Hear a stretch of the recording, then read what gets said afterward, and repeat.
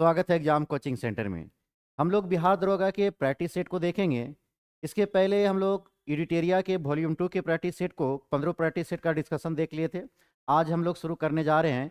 आपका प्लेटफॉर्म का पुस्तक है जिसमें आपका वॉल्यूम 2 है और इसमें आपका टोटल 30 सेट दिया हुआ है, जिसमें पहला सेट का आज हम लोग डिस्कशन देखेंगे। जिसमें पहला क्वेश्चन देखेंगे क्या दिया हुआ है कि आर्यों से संबंधित बोगज कोई अभिलेख कहाँ से प्राप्त हुआ है।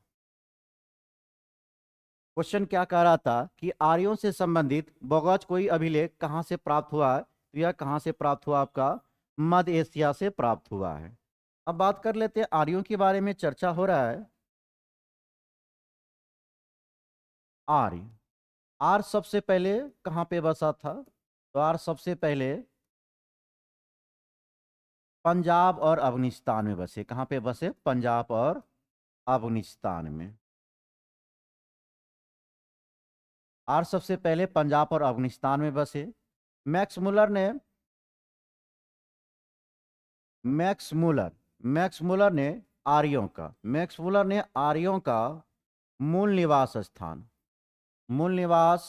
स्थान कहाँ पे माना था, तो वह मध्य एशिया बतलाया था। कहाँ पे बतलाया था, मध्य एशिया।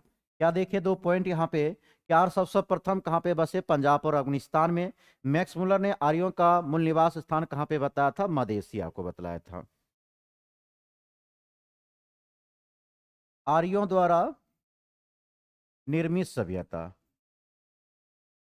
आर्यों द्वारा निर्मित सभ्यता कौन सी सभ्यता कहलाई, सभ्यता वैदिक सभ्यता के नाम से जाना गया। वैदिक सभ्यता किस नाम से जाना गया, वैदिक सभ्यता के नाम से जाना गया। और वैदिक सभ्यता कैसी सभ्यता हो जाएगा, तो यह एक ग्रामीण सभ्यता थी। कैसी सभ्यता थी, ग्रामीण सभ्यता थी। और इसकी भाषा क्या थी, संस्कृत थी। क्या थी इसकी भाषा, संस्कृत थी। अगर बोगज कोई अभिलेख की बात करेंगे, बोगज कोई अभिलेख, यह 1400 ईसा पूर्व पहले की बात है। कब का है यह, 1400 ईसा पूर्व पहले की है। इस इस अभिलेख में देखा जाए, इस अभिलेख में 4 देवताओं का नाम उल्लेख मिलता है।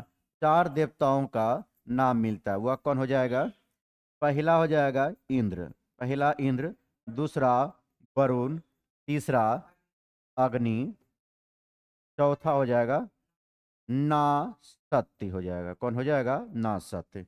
चलेंगे इसमें क्या क्या हम लोग जाने।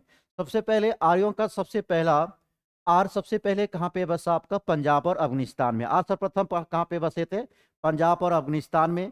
मैक्स मुलर के द्वारा आर्यों का मूल निवास स्थान किसको बतलाया गया, मध्य एशिया को बतलाया गया। आर्यों द्वारा निर्मित सभ्यता क्या कहलाई, वैदिक सभ्यता कहलाई। और वैदिक सभ्यता कैसी सभ्यता है, तो ग्रामीण सभ्यता है। और इसकी भाषा क्या है, संस्कृत है। बोगज अभिलेख की बात करें तो यह कब का है, तो 1400 ईसा पूर्व पहले की बात है। इसके बाद इस अभिलेख में 4 देवताओं का नाम मिलते हैं, इंद्र, वरुण, अग्नि और कौन मिलता है, आपका नाट्यस मिलता है। चलेंगे नेक्स्ट देखेंगे, क्वेश्चन नंबर 2 पे आएंगे।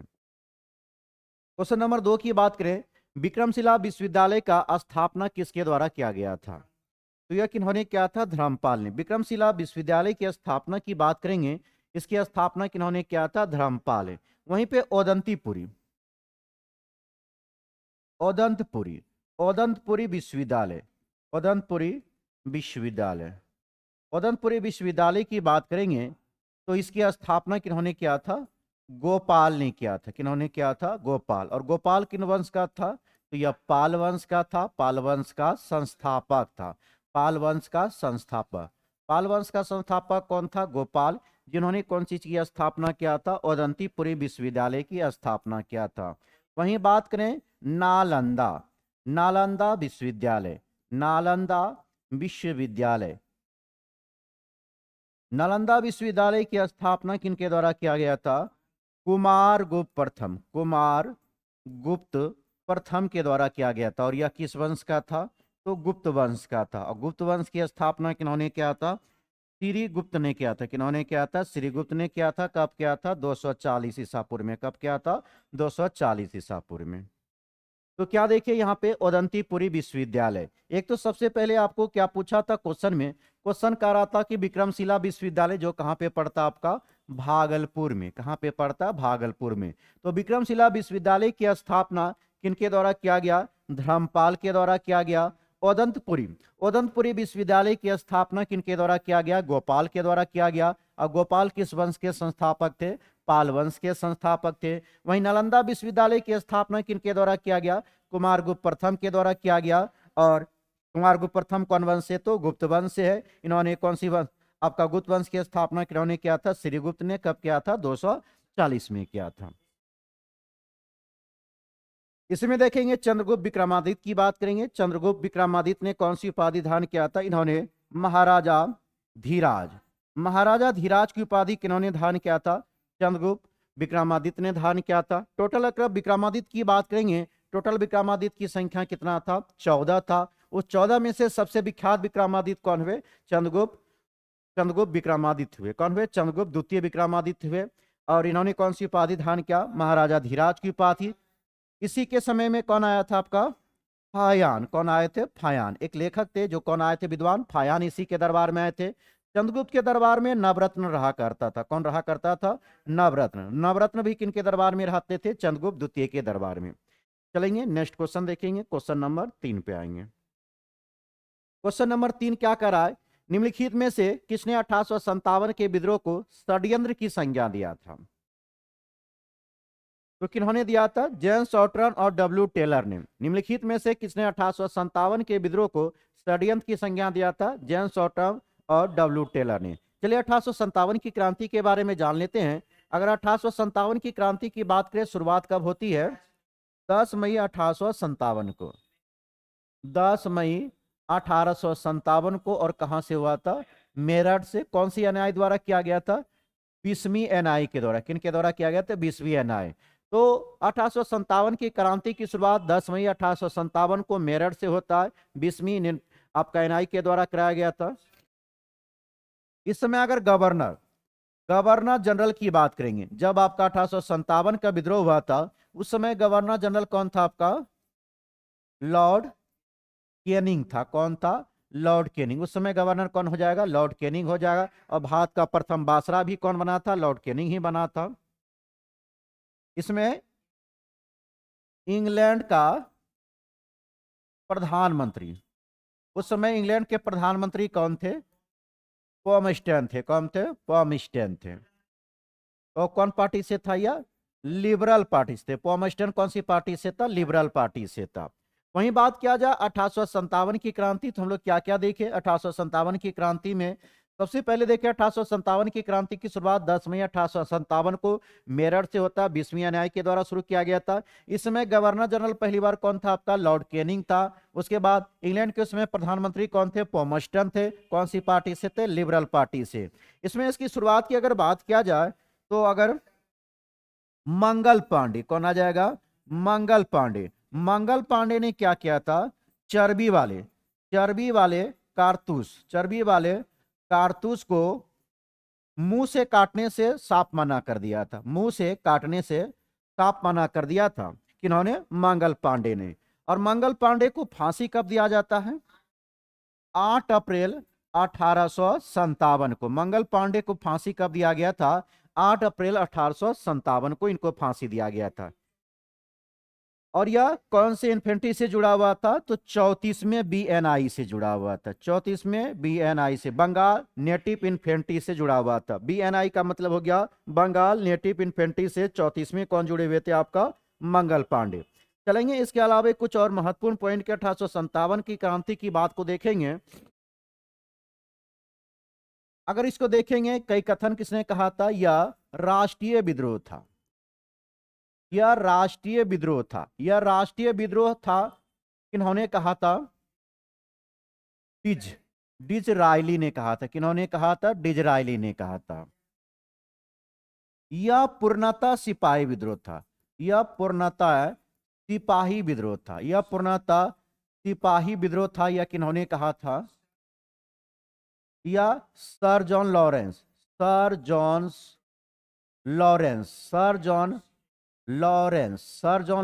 एवं सीले ने कहा था। सर जॉन लॉरेंस एवं किन्होंने कहा था, सीले ने कहा था। या बर्बरता, या बर्बरता तथा सभ्यता के बीच युद्ध था। बर्बरता तथा सभ्यता के बीच युद्ध था, यह किन्होंने कहा था? यह कहा था टी आर होम्स ने। टी आर होम्स ने किन्होंने कहा था? टी आर होम्स ने कहा था। चलेंगे तो देखिए हम लोग क्या क्या तीन महत्वपूर्ण पॉइंट देखे। यह राष्ट्रीय विद्रोह था, किन्होंने कहा? डिजरायली ने। 1857 की क्रांति आपका राष्ट्रीय विद्रोह था, किन्होंने कहा था? डिजरायली ने। यह पूर्णतः सिपाही विद्रोह था, किन्होंने कहा? सर जॉन लॉरेंस और सीले ने कहा। उसके बाद यह बर्बरता था सभ्यता के बीच युद्ध था, किन्होंने कहा?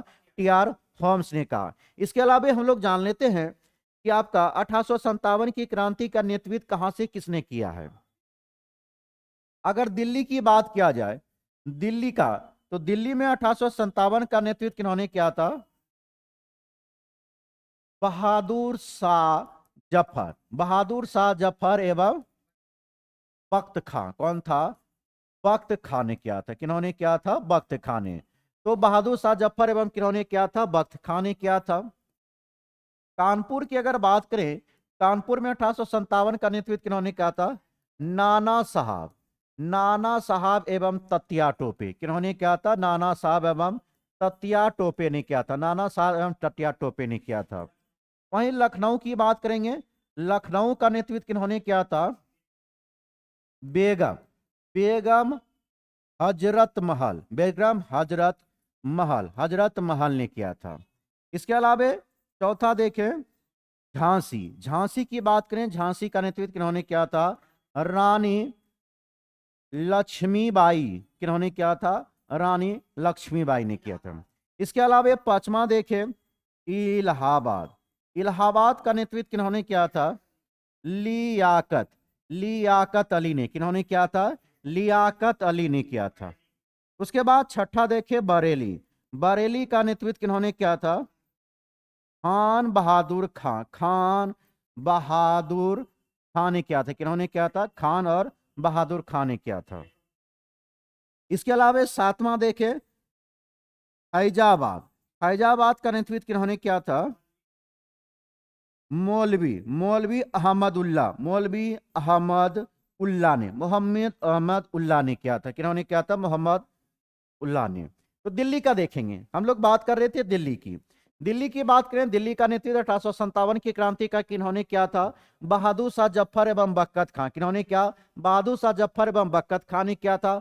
कानपुर में 1857 का नेतृत्व किन्होंने किया? नाना साहब एवं तत्या टोपे। नाना साहब एवं तत्या टोपे ने। लखनऊ का नेतृत्व किन्होंने किया था? बेगम हजरत महल ने। झांसी का नेतृत्व किन्होंने किया था? रानी लक्ष्मीबाई ने। इलाहाबाद में 1857 की क्रांति का नेतृत्व किन्होंने किया? लियाकत अली ने। बरेली में 1857 की क्रांति का नेतृत्व किन्होंने किया? खान बहादुर खान ने। उसके बाद फैजाबाद का नेतृत्व किन्होंने किया था? मौलवी अहमदुल्ला ने। किन्होंने किया था? मौलवी अहमदुल्ला ने। चलेंगे next question. Question number 4, Versailles की संधि 1919 में किनके बीच हुई थी? प्रथम विश्व युद्ध में विजयी राष्ट्र तथा हंगरी के बीच हुआ था। ऑप्शन नंबर कौन हो जाएगा? में ऑप्शन गायब हो गया।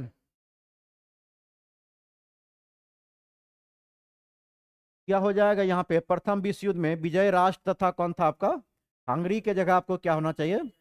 जर्मनी के बीच हुआ था। किनके बीच हुआ था? जर्मनी। तो ऑप्शन नंबर यह हो जाएगा आपका। यहाँ पे एक ऑप्शन ही गायब हो गया है। तो वर्साई की संधि 1919 में किनके बीच हुआ था?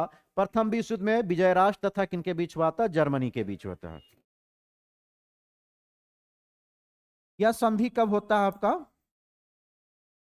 28 जून 1919 को। 28 जून 1919 को हुआ था। वर्षा की बात करें तो यह कहां पे पड़ता है? तो यह पेरिस के पास, पेरिस के पास एक शहर के नाम से पड़ता है। कौन सा? वर्साई। तो क्या देखिए, वर्साई की संधि 1919 में किनके बीच हुआ था? तो प्रथम विश्व युद्ध में विजयी राष्ट्र तथा उनके हंगरी के, सॉरी, जर्मनी के बीच हुआ था। नेक्स्ट क्वेश्चन देखेंगे। क्वेश्चन नंबर आपका आता है 5। 5 नंबर क्वेश्चन क्या करा? उपन्यास दुर्गेश दास नंदनी के लेखक कौन थे? तो कौन हो जाएगा? बंकिम चंद्र चटर्जी। दुर्गेश दास नंदनी के लेखक कौन थे? बंकिम चंद्र चटर्जी। इसके अलावे भी जानेंगे कि बंकिम चंद्र चटर्जी के कई पुस्तक आते हैं। इसके अलावा इनका है आनंद मठ। कौन हो जाएगा? आनंद मठ। उसके अलावा वंदे मातरम, वंदे मातरम। उसके बाद कपाट कुंडला हो जाएगा, कौन हो जाएगा? कपाट कुंडला हो जाएगा। इसके अलावा इसका और है एक, देवी चौधरानी, देवी चौधरानी, कौन हो जाएगा? देवी चौधरानी। यह सब पुस्तक किनका है? बंकिम चंद्र चटर्जी का। तो बंकिम चंद्र चटर्जी के पुस्तक कौन देखे? एक तो आपको पुस्तक दिया हुआ है दुर्गेश नंदनी, कौन सा है? दुर्गेश नंदनी किनका है? बंकिम चंद्र चटर्जी। आनंद मठ की बात करें तो यह भी आपका बंकिम चंद्र चटर्जी। वंदे मातरम भी किनका है? बंकिम चंद्र चटर्जी। कपाट कुंडला, कपाट कुंडला भी किनका है? बंकिम चंद्र चटर्जी। देवी चौधरानी, देवी चौधरानी की बात किया जाए वह भी किनका है? तो वह बंकिम चंद्र चटर्जी का है। रविन्द्रनाथ टैगोर की बात करेंगे तो इनका हो जाएगा गीतांजलि, गीतांजलि, गीतांजलि गौरा पोस्टमार्टम, पोस्ट मास्टर होगा, पोस्ट मास्टर ही होगा, क्या होगा? Post master. गीतांजलि गौरा और कौन हो जाएगा? पोस्ट मास्टर किनका है? आपका रविन्द्रनाथ टैगोर। वहां शिशिर शिशिर कुमार घोष की बात देखें तो अमृत बाजार पत्रिका, अमृत बाजार पत्रिका, अमृत बाजार पत्रिका, अमृत बाजार पत्रिका किन्होंने निकाला था? तो शिशिर कुमार घोष ने। किन्होंने निकाला था? शिशिर कुमार घोष। तो रविन्द्रनाथ टैगोर की पुस्तक कौन कौन हो गया? गीतांजलि, गोरा और पोस्टमास्टर, या किसका है? आपका रविन्द्रनाथ टैगोर का। अमृत बाजार पत्रिका किनका है? शिशिर कुमार घोष का। किनका है? शिशिर कुमार घोष का। नेक्स्ट क्वेश्चन देखेंगे, क्वेश्चन नंबर 6। क्या क्या करा है? स्वतंत्र भारत के प्रथम मंत्रिमंडल में संचार मंत्री कौन थे? यह हो जाएगा रफी अहमद किदवई। कौन था? रफी अहमद किदवई। स्वतंत्र भारत के प्रथम मंत्रिमंडल में संचार मंत्री कौन थे? रफी अहमद किदवई थे। अगर सरदार बलदेव सिंह की बात किया जो ऑप्शन 2 में दिया है, तो सरदार बलदेव सिंह क्या थे आपका उस समय? रक्षा मंत्री। इनको कौन सा मंत्रालय दिया गया था? रक्षा मंत्रालय दिया गया था। जगजीवन राम या श्रम मंत्री रहे थे। कौन सा मंत्री रहे थे? श्रम मंत्री। उसके बाद जॉन मथाई की बात करें, या रेल मंत्री थे। कौन थे? रेल मंत्री। तो क्या देखे यहाँ पे, क्या आपका कह रहा था कि स्वतंत्र भारत के प्रथम मंत्रिमंडल में संचार मंत्री कौन थे? तो रफी अहमद किदवई थे। सरदार बलदेव सिंह कौन सा मंत्री थे? तो यह रक्षा मंत्री थे। जगजीवन राम श्रम मंत्री थे। और जॉन मथाई कौन मंत्री थे? रेल मंत्री थे। नेक्स्ट क्वेश्चन, क्वेश्चन नंबर 7 पे आएंगे। 7 नंबर क्वेश्चन क्या करा है? सूफी संत बहाउद्दीन जकरिया सूफीवाद के किस सिलसिला के साथ जुड़े हुए थे? सुहरावर्दी से जुड़े हुए थे। किससे जुड़े हुए थे? सुहरावर्दी। तो सूफी संत बहाउद्दीन जकरिया सुहरावर्दी के सिलसिले से जुड़े हुए थे। अगर सुहरावर्दी, सुहरावर्दी के संस्थापक की बात करें,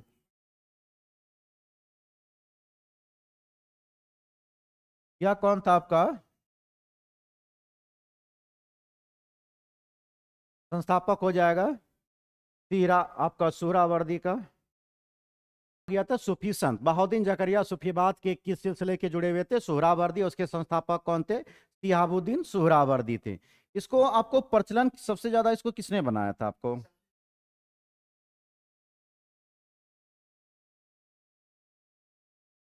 बहाउद्दीन, कौन हो जाएगा? बहाउद्दीन जाकारिया, जाकारिया किन्होंने बनाया था? बहाउद्दीन जकरिया ने बनाया था।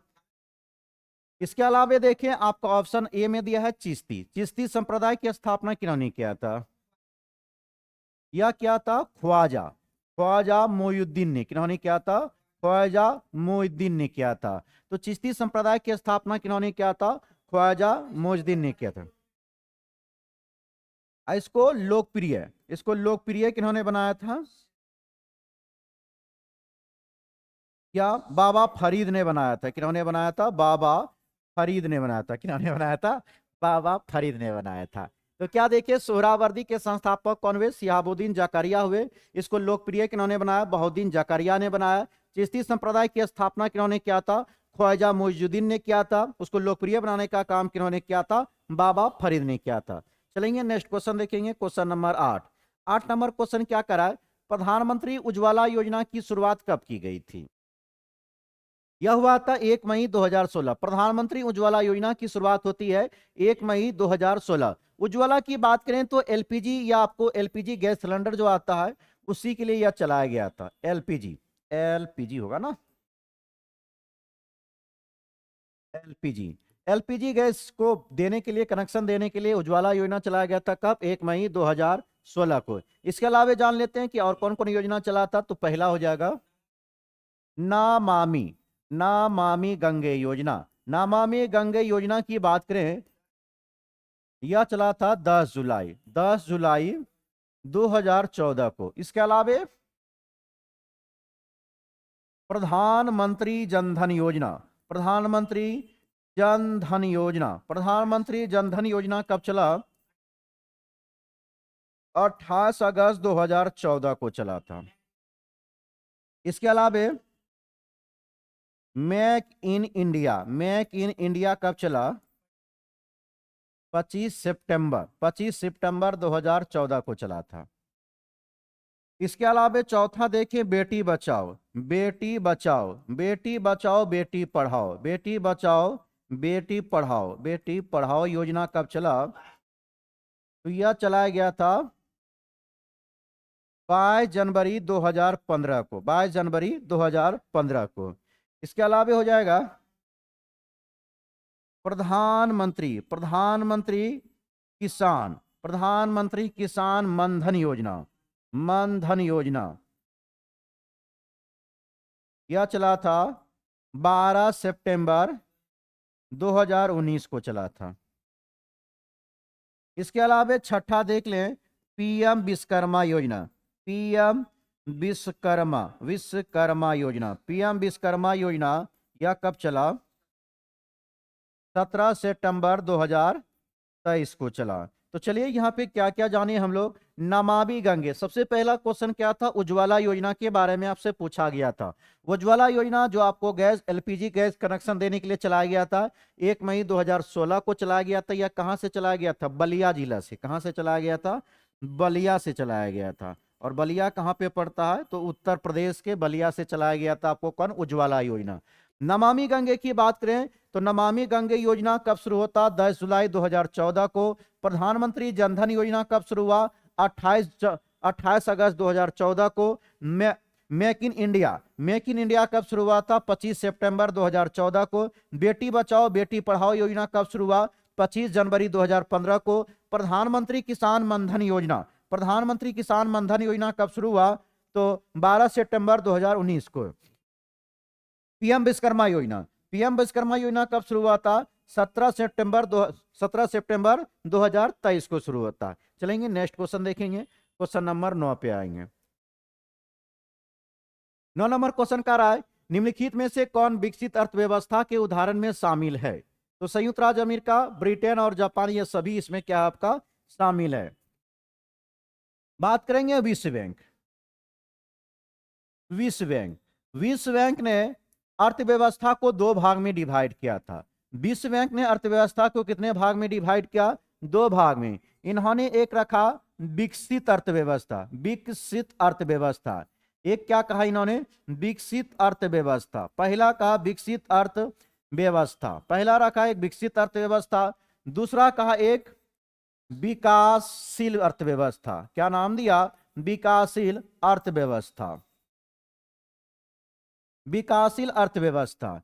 इसमें देखेंगे, बात करेंगे अगर विकसित अर्थव्यवस्था में किसको रखा जाएगा, तो विकसित अर्थव्यवस्था में उसे ही रखा जाएगा जिसका प्रति व्यक्ति सकल राष्ट्रीय आय, प्रति व्यक्ति सकल राष्ट्रीय आय कितनी होनी चाहिए? 13,935 डॉलर से क्या होनी चाहिए? अधिक होनी चाहिए। प्रति व्यक्ति सकल राष्ट्रीय उत्पाद आपका कितना होना चाहिए? 13,935 डॉलर से अधिक होगा, उसी को किसमें रखा जाएगा? विकसित अर्थव्यवस्था के अंतर रखा जाएगा। जबकि भारत की बात करें तो भारत किसके अंतर्गत आएगा? विकासशील अर्थव्यवस्था के अंतर्गत आएगा। विकासशील अर्थव्यवस्था के अंतर्गत भी 2 प्रकार की बातें आती है। एक होता है निम्न मध्यम आय वर्ग वाले, निम्न मध्यम आय वर्ग अर्थव्यवस्था, वर्ग अर्थव्यवस्था। उसके बाद आता है दूसरा उच्च माध्यम आय वर्ग वाले अर्थव्यवस्था, आय वर्ग वाले अर्थव्यवस्था। इसकी अगर बात करेंगे कि निम्न मध्यम आय वर्ग वाला का आपका कितना प्रति व्यक्ति सकल घना होना चाहिए? 1136 से हो जाएगा $4495 होनी चाहिए। वहीं उच्च मध्यम वर्ग वाले हो जाएगा 4496 से लेकर 13,935 होनी चाहिए। यहां पे क्या देखे कि आपका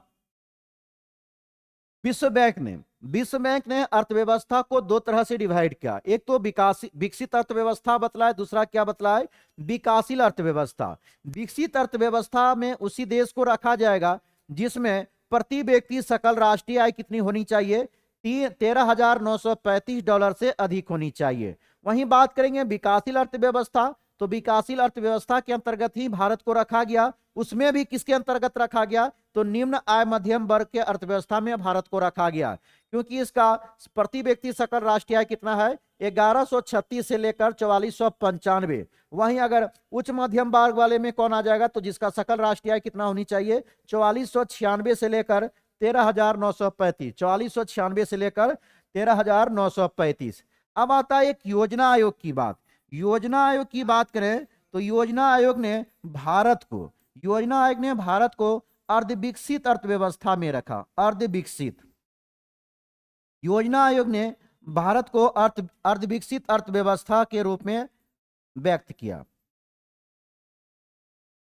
तो क्या देखे, योजना आयोग ने भारत को कौन सी अर्थव्यवस्था के अंतर्गत रखा, अर्धविकसित अर्थव्यवस्था के अंतर्गत रखा। लेकिन भारत अपने आप को 2047 तक किसमें शामिल होने का लक्ष्य रखा है, तो विकसित अर्थव्यवस्था में। भारत का यह टारगेट है कि 2047 तक हम किसमें शामिल हो जाएंगे, विकसित अर्थव्यवस्था में। किसमें शामिल हो जाएंगे, विकसित अर्थव्यवस्था में। अब यहाँ पे चर्चा की है योजना आयोग। तो योजना आयोग की स्थापना कब किया गया था, 15 मार्च 1950 को। कब होती है, 15 मार्च 1950 को। इसके जगह पर अभी क्या आ चुका है, नीति आयोग। क्या आ चुका है, नीति आयोग। और नीति आयोग की स्थापना कब होती है, 1 जनवरी 2015 को। कब हुआ था, 1 जनवरी 2015 को।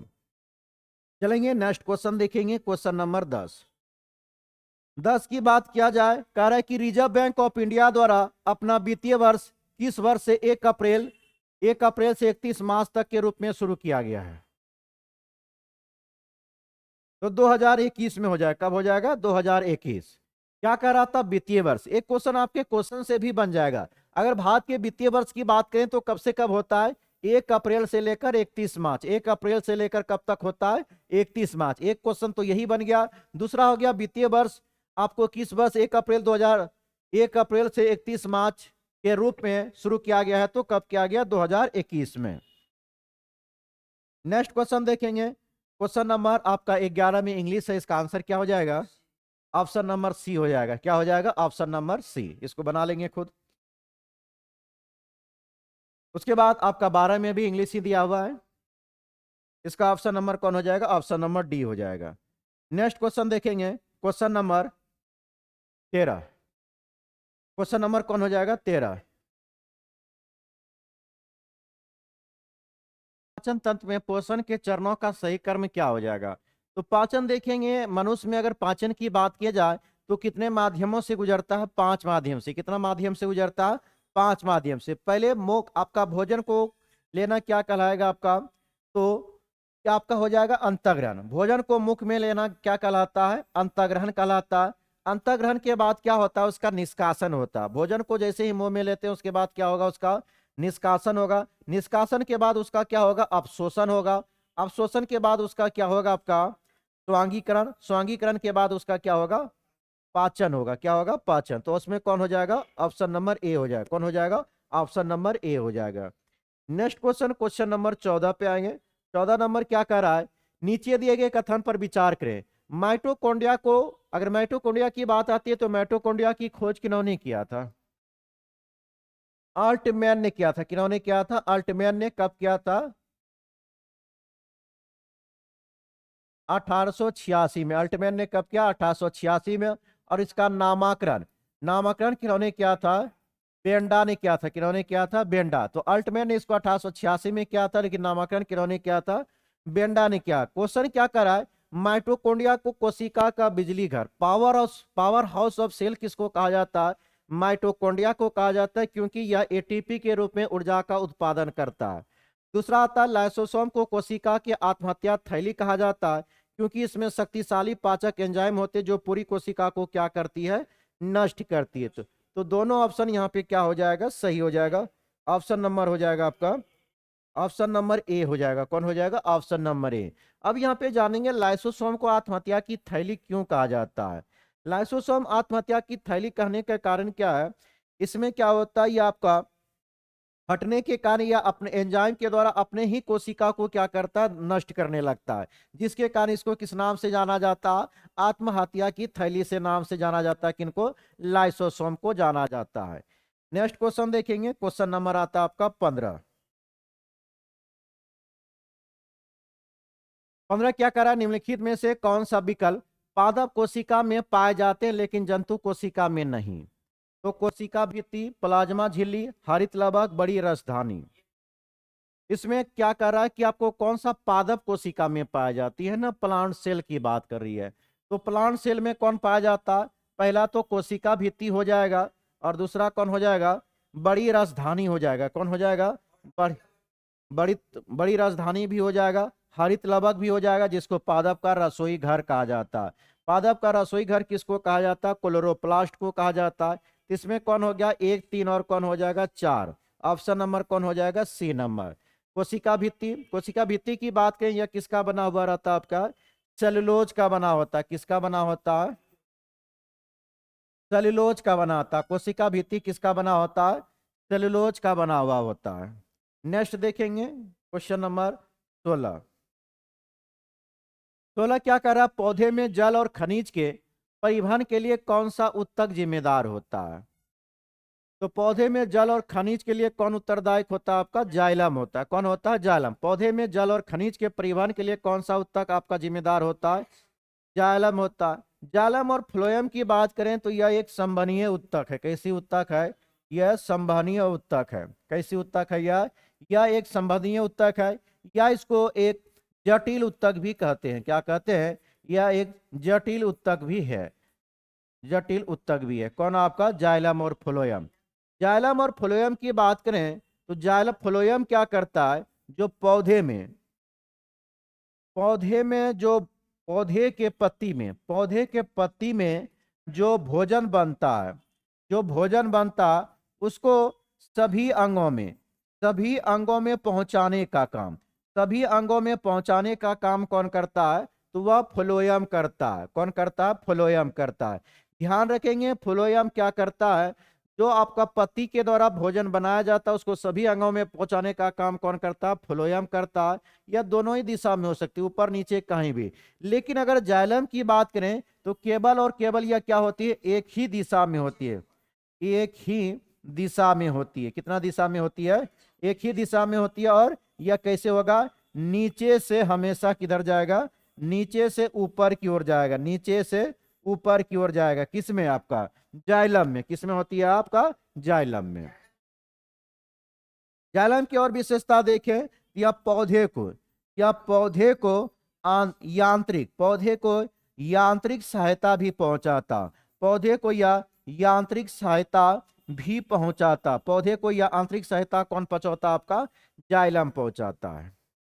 नेक्स्ट क्वेश्चन देखेंगे, क्वेश्चन नंबर 17। 17 की बात करेंगे तो हाइड्रा में अलैंगिक जनन की विधि क्या है, मुकुलन है। क्या होता है, मुकुलन। चलेंगे सभी के बारे में जान लेंगे। आपका विखंडन क्या है, पुनर्जनन क्या है, बीजा निर्माण क्या है। तो अलैंगिक जनन का हम लोग प्रकार जानेंगे। अलैंगिक जनन की प्रकार के बारे में जानेंगे तो सबसे पहले किसके बारे में पहले जानेंगे हम लोग विखंडन के बारे में। अगर विखंडन के बारे में जाना जाए तो इसमें क्या होती है, अलैंगिक जनन में सबसे पहले जानेंगे हम लोग विखंडन के बारे में। तो अलैंगिक जनन में हम लोग देखेंगे सभी अलग अलग प्रकार में, जिसमें हम लोग पहले क्या देखे, द्विखंडन। द्विखंडन की बात करें तो इसमें क्या होगा आपका, इसमें एक कोशिका दो बराबर भागों में विभाजित हो जाती है। बराबर दो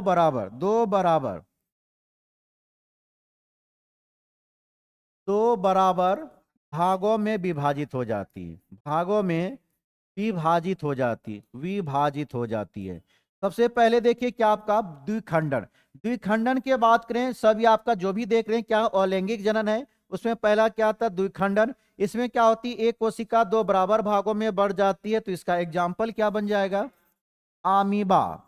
अमीबा और कौन हो जाएगा, पेरामीशियम। अमीबा और पेरामीशियम हो जाएगा, कौन हो जाएगा, अमीबा और पेरामीशियम।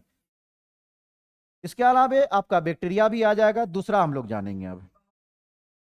दूसरा आता है बहुखंडन। क्या आता है, बहुखंडन। बहुखंडन में क्या होती है, इसमें क्या होती है, जनन,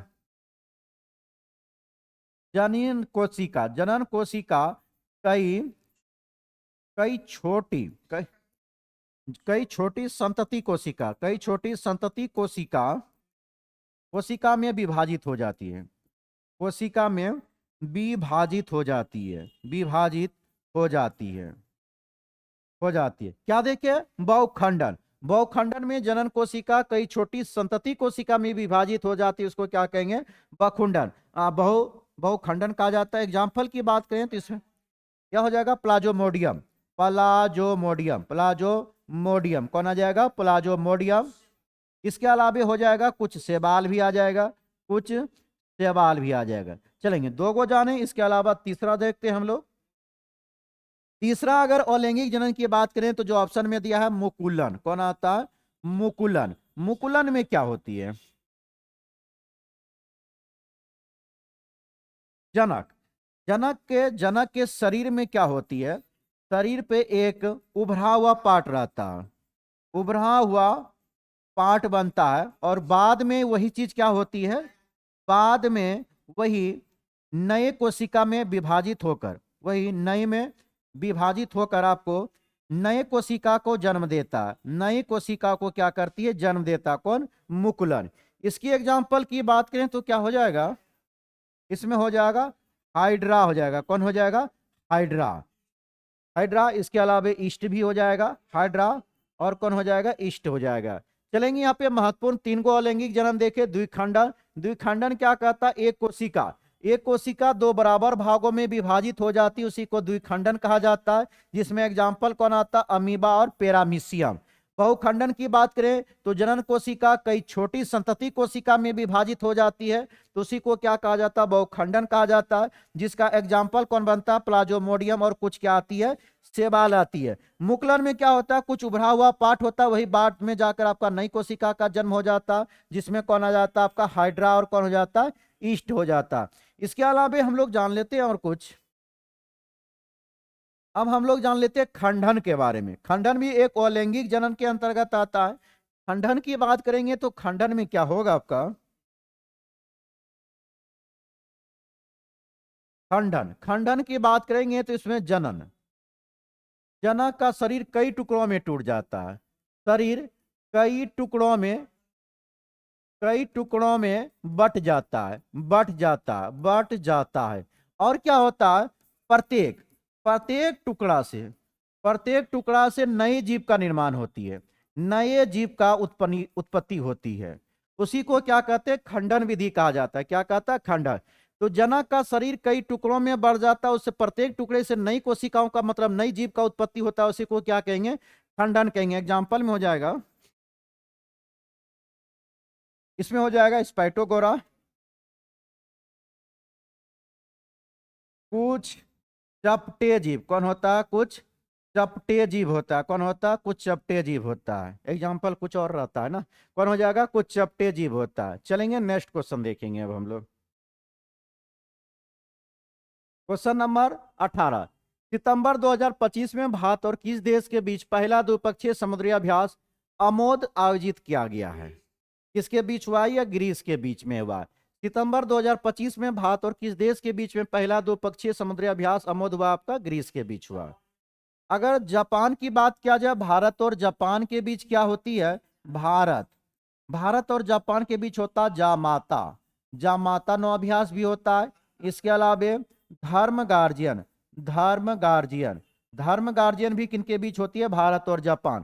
फ्रांस की बात करें तो इसमें हो जाएगा वरुण, वरुण किस, वरुण और कौन होता है, शक्ति। वरुण और शक्ति किनके बीच होती है, भारत और फ्रांस के बीच होती है। सिंगापुर की बात करें तो इसके बाद होता है सिलिनेक्स, कौन होता है, सॉरी सिम्बैक्स होगा ना, सिलिनेक्स तो श्रीलंका के बीच होती है। सिम्बैक्स होता है, कौन होता है, सिम्बैक्स होता है। सिम्बैक्स किनके बीच होता है, भारत और सिंगापुर। इसके अलावे होते हैं वर्ल्ड कुरुक्षेत्र, वर्ल्ड कुरुक्षेत्र कौन होता है, वर्ल्ड कुरुक्षेत्र होता है। तो क्या जाने ग्रीस में कौन हो गया, अभी अमोद हुआ। जापान, भारत और जापान के बीच होती है जामाता और धर्म गार्जियन। फ्रांस के बीच होती है वरुण और कौन होता है, शक्ति। सिम्बैक्स किन के बीच होती है, भारत और सिंगापुर। वर्ल्ड कुरुक्षेत्र किन के बीच होता है, भारत और सिंगापुर के बीच होती है। नेक्स्ट क्वेश्चन देखेंगे, क्वेश्चन नंबर 22 सॉरी 19। 22 सितंबर 2025 से भारत में किस टैक्स सिस्टम में ऐतिहासिक बदलाव लागू हुआ है। तो वस्तु एवं सेवा कर में, जीएसटी में चेंज हुआ है। 22 सितंबर 2025 से भारत में किस टैक्स सिस्टम में ऐतिहासिक बदलाव किया गया, वस्तु एवं सेवा कर में किया गया है। नेक्स्ट क्वेश्चन, क्वेश्चन नंबर 20 पे आएंगे। 20 नंबर क्या कह रहा है कि 23 सितंबर को भारत सरकार ने वित्तीय वर्ष 2025-26 के दौरान प्रधानमंत्री उज्ज्वला योजना के तहत कितने लाख अतिरिक्त एलपीजी कनेक्शन प्रदान करने की घोषणा किया है। कितना घोषणा किया है, 25 लाख। अभी 23 सितंबर को भारत सरकार ने वित्तीय वर्ष 2025-26 में के दौरान प्रधानमंत्री उज्ज्वला योजना के तहत कितने लाख अतिरिक्त एलपीजी कनेक्शन प्रदान करने की घोषणा है, 25 लाख। नेक्स्ट क्वेश्चन देखेंगे, क्वेश्चन नंबर 21। भारत के पंचवर्षीय योजना के क्रम में अंतिम पंचवर्षीय योजना कौन सी थी। 12वीं पंचवर्षीय योजना कौन सी थी, 12वीं पंचवर्षीय। पंचवर्षीय योजना की बात करें तो कब से शुरू मानते हैं हम लोग, 1951 से शुरू होता था, 50 से लेकर 2017 तक आ जाएगा। कब तक आ जाएगा, 2017 तक। आपका देखेंगे पंचवर्षीय योजना योजना आयोग के द्वारा, योजना आयोग की स्थापना कब हुआ था, यह हुआ था 15 मार्च 1950 को, 15 मार्च 1950।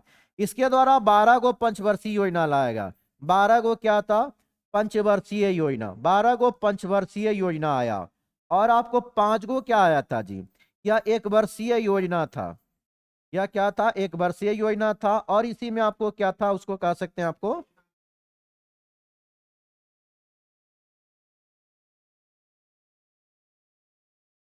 योजना आयोग 15 मार्च 1950 को हो गया। 12 पंचवर्षीय योजना आया, 5 को एक वर्षीय योजना हो गया। इसी में आ जाएगा आपका आयोग 15 मार्च 1950 को, 12 को 12 क्या होगा, पंचवर्षीय योजना। 5 को क्या होगा, एक वर्षीय योजना। और क्या रहा आपका, अनवरत योजना। इसी को क्या देखें, अनवरत योजना। कौन हो गया, अनवरत योजना। चलेंगे, अगर इसी में देखा जाए तो आपको टोटल कितना देखिए, 12 को पंचवर्षीय योजना, 5 को आपका एक वर्षीय हुआ, कौन आया, अनवरत योजना। चलेंगे नेक्स्ट क्वेश्चन देखेंगे, क्वेश्चन नंबर 22। 22 क्या कह रहा है, निम्न में से कौन सा कथन भारत के लिए सही है। राष्ट्रीय शिक्षा नीति 2020 के अनुसार 2030 तक 100% स्कूल शिक्षा प्राप्त कर लेना लक्ष्य है, यह सही है। आज भी देश में निरक्षरों की संख्या उतना ही जितना स्वाधीनता के समय भारत की जनसंख्या थी, यह भी बात आपका क्या है, सही है। ऑप्शन ए और दोनों क्या है आपका, सही है। तो ऑप्शन नंबर कौन बन जाएगा, ऑप्शन नंबर सी हो जाएगा। नेक्स्ट क्वेश्चन क्या कह रहा है, क्वेश्चन नंबर आपका 23 कह रहा है कि आपात उपबंध का उल्लेख भारतीय संविधान के किस भाग में है। कौन सा भाग में हो जाएगा, भाग 18 में हो जाएगा। किस में हो जाएगा, भाग 18। आपात उपबंध का उल्लेख भारतीय संविधान के किस भाग में है, भाग 18 में है। तो चलेंगे देखेंगे अपवाद उपबंध। अपवाद उपबंध की बात किया जाए, जो जर्मनी के बीमर संविधान से लिया गया था, इसमें आपका आता है 352।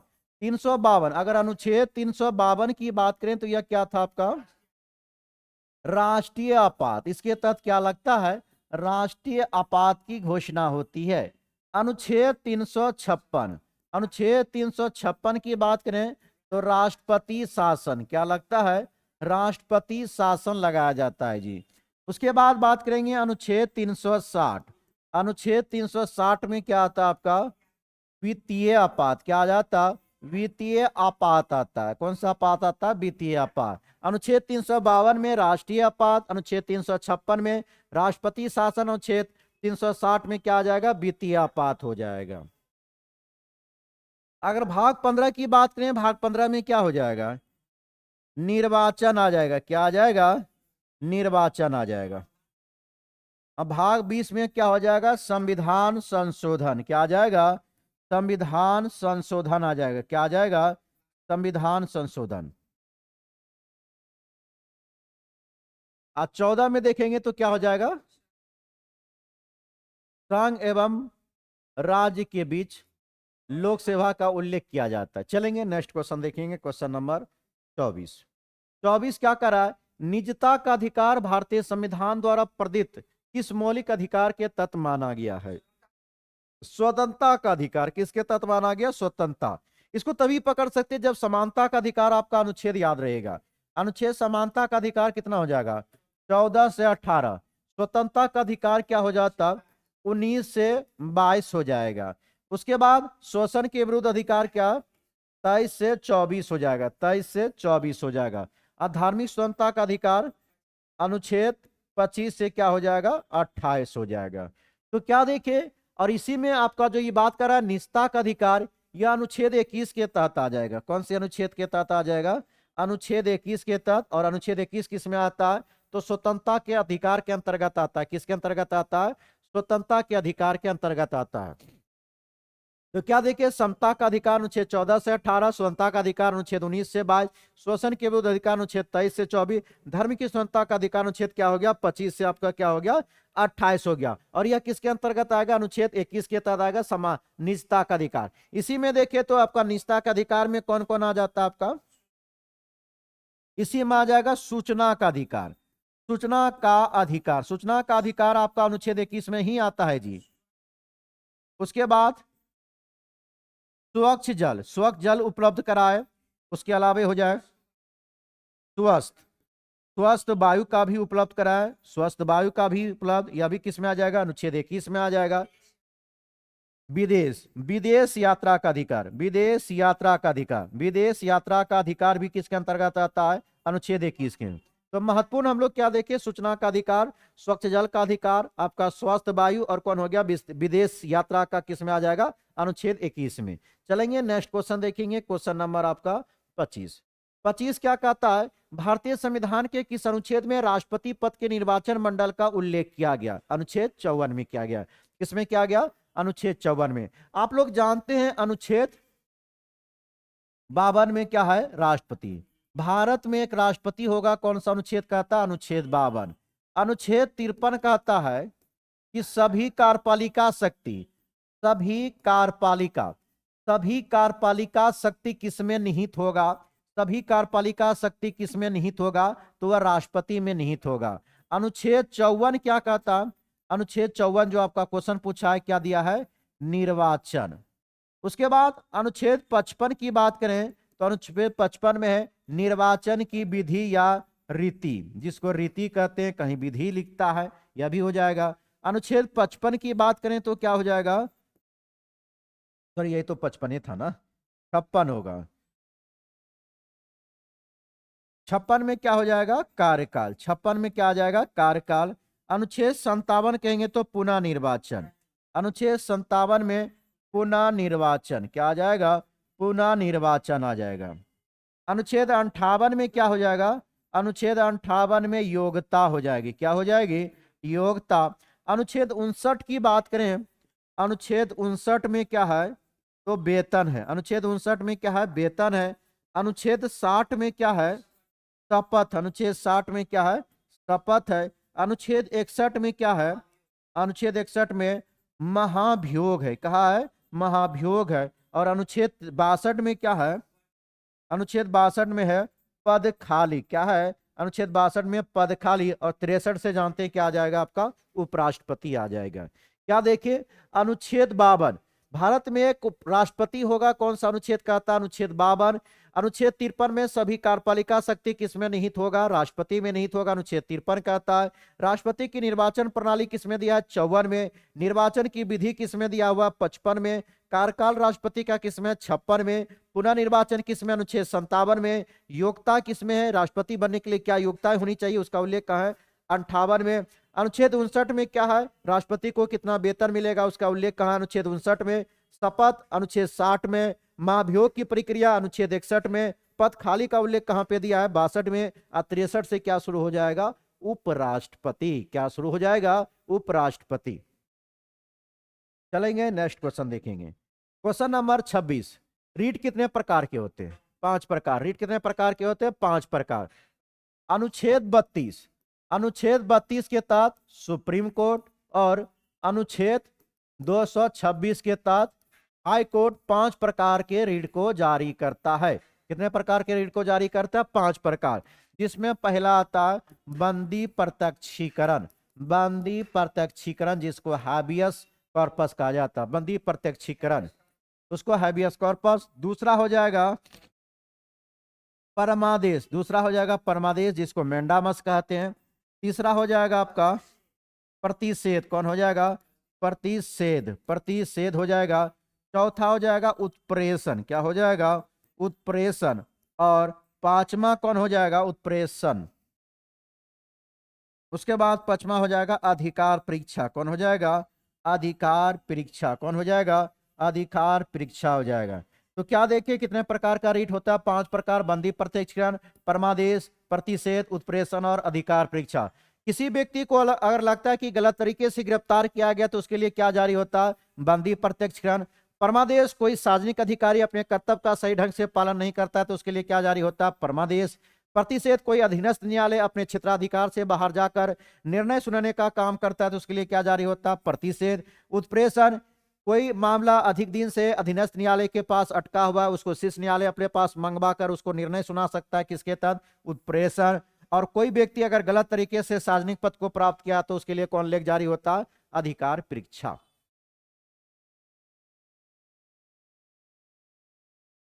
27 है, बिहार का पहला प्रीमियर अर्थात प्रधानमंत्री कौन बने थे जी? तो मोहम्मद यूनिस बने थे। कौन बने थे? मोहम्मद यूनिस। यह कब बना था आपका? या 1 अप्रैल 1937 को बने थे। कब बने थे? 1 अप्रैल 1937। और दूसरा कौन बन गया था आपका? श्री कृष्ण सिंह। यह बने थे 20 जुलाई 1937 को। कब बने थे? 20 जुलाई 1937। तो श्री कृष्ण जी बने आपका 20 जुलाई 1937 को। मोहम्मद यूनिस कब बने थे? 1 अप्रैल 1937 को। आपका प्रीमियर का ही मतलब क्या होता? प्रधानमंत्री। अगर पूछा जाए कि बिहार का प्रथम मुख्यमंत्री कौन बने थे तो श्री कृष्ण जी बने थे। प्रथम मुख्यमंत्री, प्रथम मुख्यमंत्री। कई बार क्वेश्चन यहां से पूछा है कि बिहार के प्रथम मुख्यमंत्री कौन थे तो श्री कृष्ण सिंह थे। कौन थे? श्री कृष्ण सिंह थे। नेक्स्ट क्वेश्चन देखेंगे, भारतीय संविधान सभा के संघ शक्ति समिति के अध्यक्ष कौन थे? तो कौन थे? जवाहरलाल नेहरू। भारतीय संविधान सभा के संघ समिति के अध्यक्ष कौन थे? जवाहरलाल नेहरू थे। उसके बाद देखें आपका सरदार वल्लभ भाई पटेल, या कौन सा था? प्रांतीय प्रांतीय संविधान समिति का प्रांतीय संविधान समिति का अध्यक्ष किसको बनाया गया था? सरदार वल्लभ भाई पटेल को। राजेंद्र प्रसाद को संचालन समिति किनको बनाया गया था? आपका डॉक्टर राजेंद्र प्रसाद को बनाया गया था। तो प्रांतीय संविधान समिति सरदार वल्लभ भाई पटेल हो गया, संचालन समिति कौन हो गया? डॉक्टर राजेंद्र प्रसाद। और संघ शक्ति समिति किनको बनाया गया था? पंडित जवाहरलाल नेहरू को बनाया गया था। नेक्स्ट क्वेश्चन देखेंगे, संविधान में धन विधेयक के संबंध में विशेष प्रक्रिया की बात हो रही है। विशेष प्रक्रिया का उल्लेख कौन सा अनुच्छेद में किया गया है? अनुच्छेद 109 में। धन विधेयक के विशेष प्रक्रिया की बात कहां पे आता है? अनुच्छेद 109 में आता। अनुच्छेद 108 में है संयुक्त अधिवेशन। संयुक्त अधिवेशन कौन है? संयुक्त अधिवेशन। और संयुक्त अधिवेशन बुलाता कौन है? राष्ट्रपति। संयुक्त अधिवेशन कौन बुलाता? राष्ट्रपति। लेकिन इसकी अध्यक्षता, अगर इसकी अध्यक्षता की बात करें तो कौन करता है? स्पीकर करता है। कौन करता है? स्पीकर अर्थात लोकसभा अध्यक्ष करता है। वहीं अनुच्छेद 110 की बात करें, धन विधेयक की परिभाषा, धन विधेयक की परिभाषा है। क्या है? धन विधेयक की परिभाषा, अनुच्छेद 110। अनुच्छेद 111 के तहत कोई भी विधेयक को राष्ट्रपति अपने अनुमति देता। कोई भी विधेयक पर जो राष्ट्रपति अपना अनुमति देता, कौन सा अनुच्छेद के तहत? अनुच्छेद 111। तो अनुच्छेद 108 में क्या? संयुक्त अधिवेशन। यह बुलाता कौन है? राष्ट्रपति बुलाते हैं। इसकी अध्यक्षता कौन करते हैं? लोकसभा अध्यक्ष करते हैं। अनुच्छेद 109 में क्या था? आपका धन विधेयक की विशेष प्रक्रिया, अनुच्छेद 110 में क्या है, धन विधेयक की परिभाषा। अनुच्छेद 111 के तहत ही राष्ट्रपति किसी विधेयक को अपना अनुमति प्रदान करता है।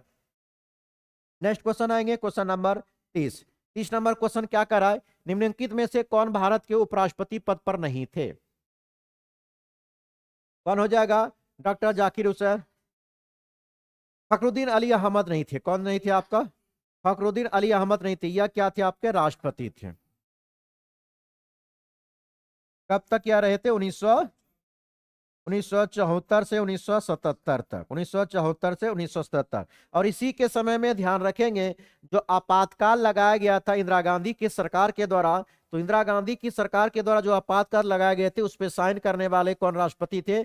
डॉक्टर फखरुद्दीन अली अहमद। कौन थे? डॉक्टर फखरुद्दीन अली अहमद, क्योंकि इसका शासनकाल क्या रहा? तो 1974 से लेकर 1977 तक रहा था।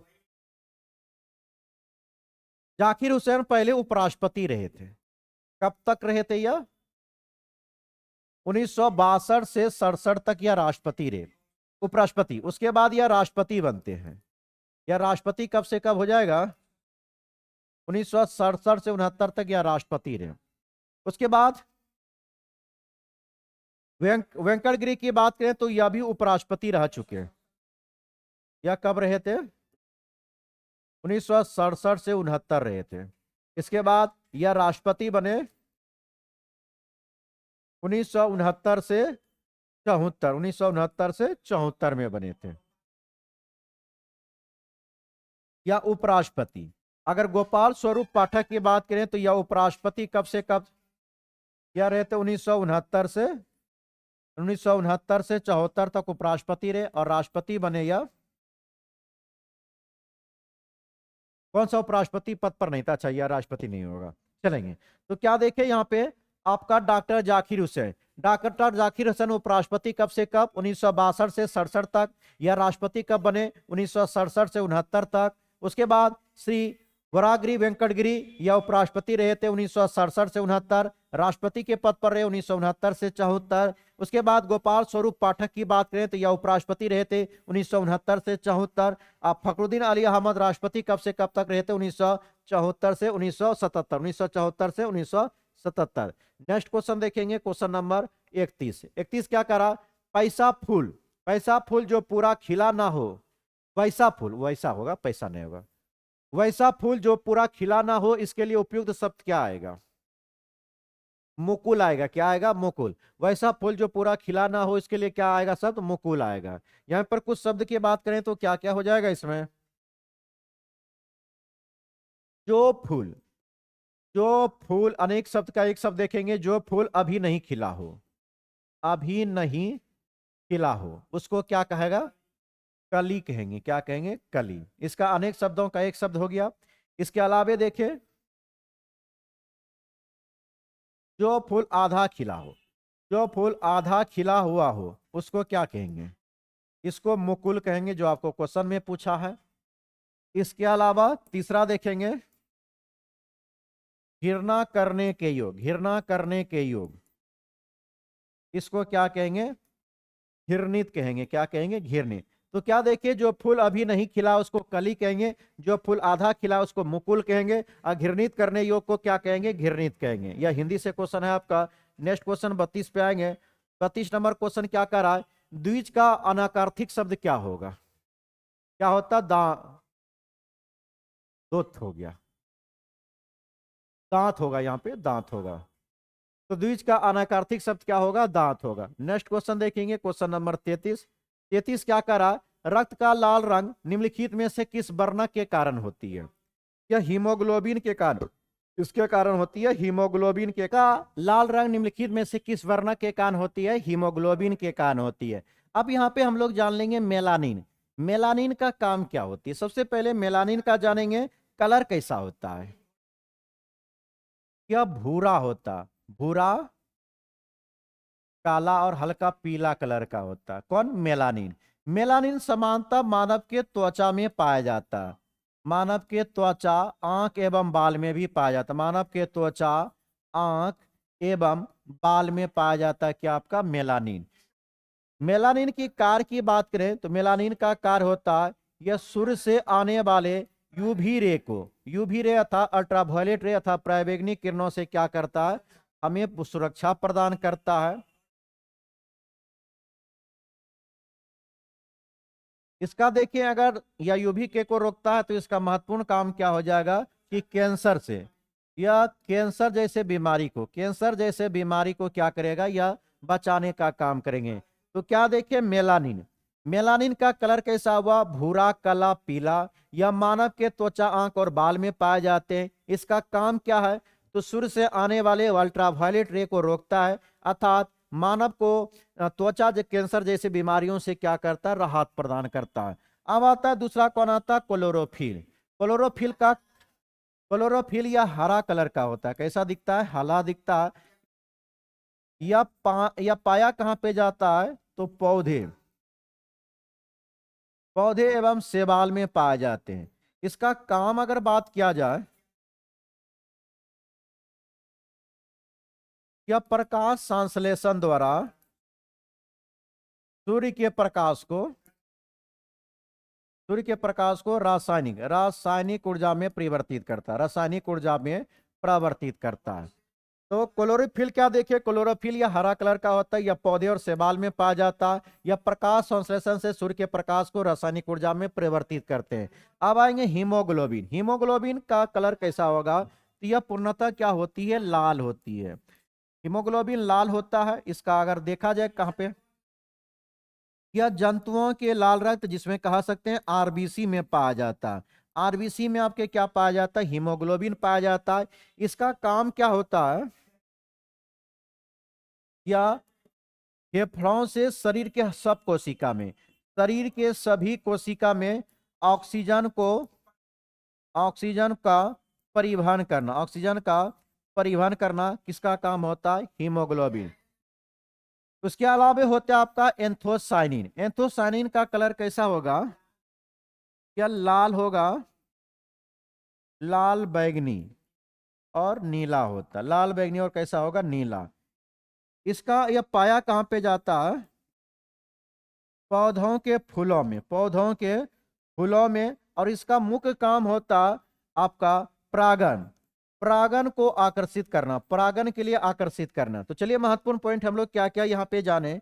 सबसे पहले क्या देखें कि आपका मेलानिन का कलर भूरा काला और पीला, यह मानव के त्वचा आंख और बाल में पाया जाता है। इसका काम क्या होता है, सूर्य से आने वाली पराबैंगनी किरणों को क्या करता है, या रोकता है। और मानव को तो आपका त्वचा जैसे कैंसर से क्या करता है, इसको बचाता है। उसके बाद देखिए क्लोरोफिल क्या होता है, यह हरा कलर का होता है, या पौधे शैवाल में पाया जाता है। क्लोरोफिल की बात करेंगे तो यह देखिए प्रकाश संश्लेषण से सूर्य के प्रकाश को क्या करता है, रासायनिक ऊर्जा में परिवर्तित करता है। वहीं हीमोग्लोबिन या लाल कलर का होता है, या आरबीसी में पाया जाता है, या फेफड़ा से शरीर के सभी भाग में क्या करता है, ऑक्सीजन को परिवहन करने का काम करता है। उसके बाद एंथोसाइनिन की बात करें तो यह लाल बैगनी और नीला कलर का होता है, या पौधे के फूल में पाया जाता है। इसका प्रमुख काम क्या होता है आपका, इसका प्रमुख कार्य होता है आपका, एंथोसाइनिन की बात करेंगे तो एंथोसाइनिन का प्रमुख कार्य होता है आपका प्रजनन में आपका महत्वपूर्ण भूमिका निभाना। नेक्स्ट क्वेश्चन देखेंगे, क्वेश्चन नंबर 34 पे आएंगे। से कौन सा एक उभयचर जंतु है, तो इसमें कौन हो जाएगा आपका, मेढक हो जाएगा। कौन हो जाएगा, मेढक। यह केसुरक्कू भी होता है, क्या होता है, केसुरक्कू जंतु होता है। केसुरक्कू का मतलब यहाँ पे क्या हो गया, यह जल एवं स्थल दोनों पे रह सकता है। किस में रह सकता है, जल और स्थल दोनों में रह सकता है। तो क्या कर रहा था, निम्नलिखित में से कौन एक उभयचर जंतु है, तो कौन हो जाएगा, मेढक। मेढक एक केसुरक्कू जंतु के अंतर्गत आ जाएगा, जो इसका मतलब क्या हुआ, जल और स्थल या दोनों में रह सकता है। वहीं पे बात करें कि सांस लेने की बात करें तो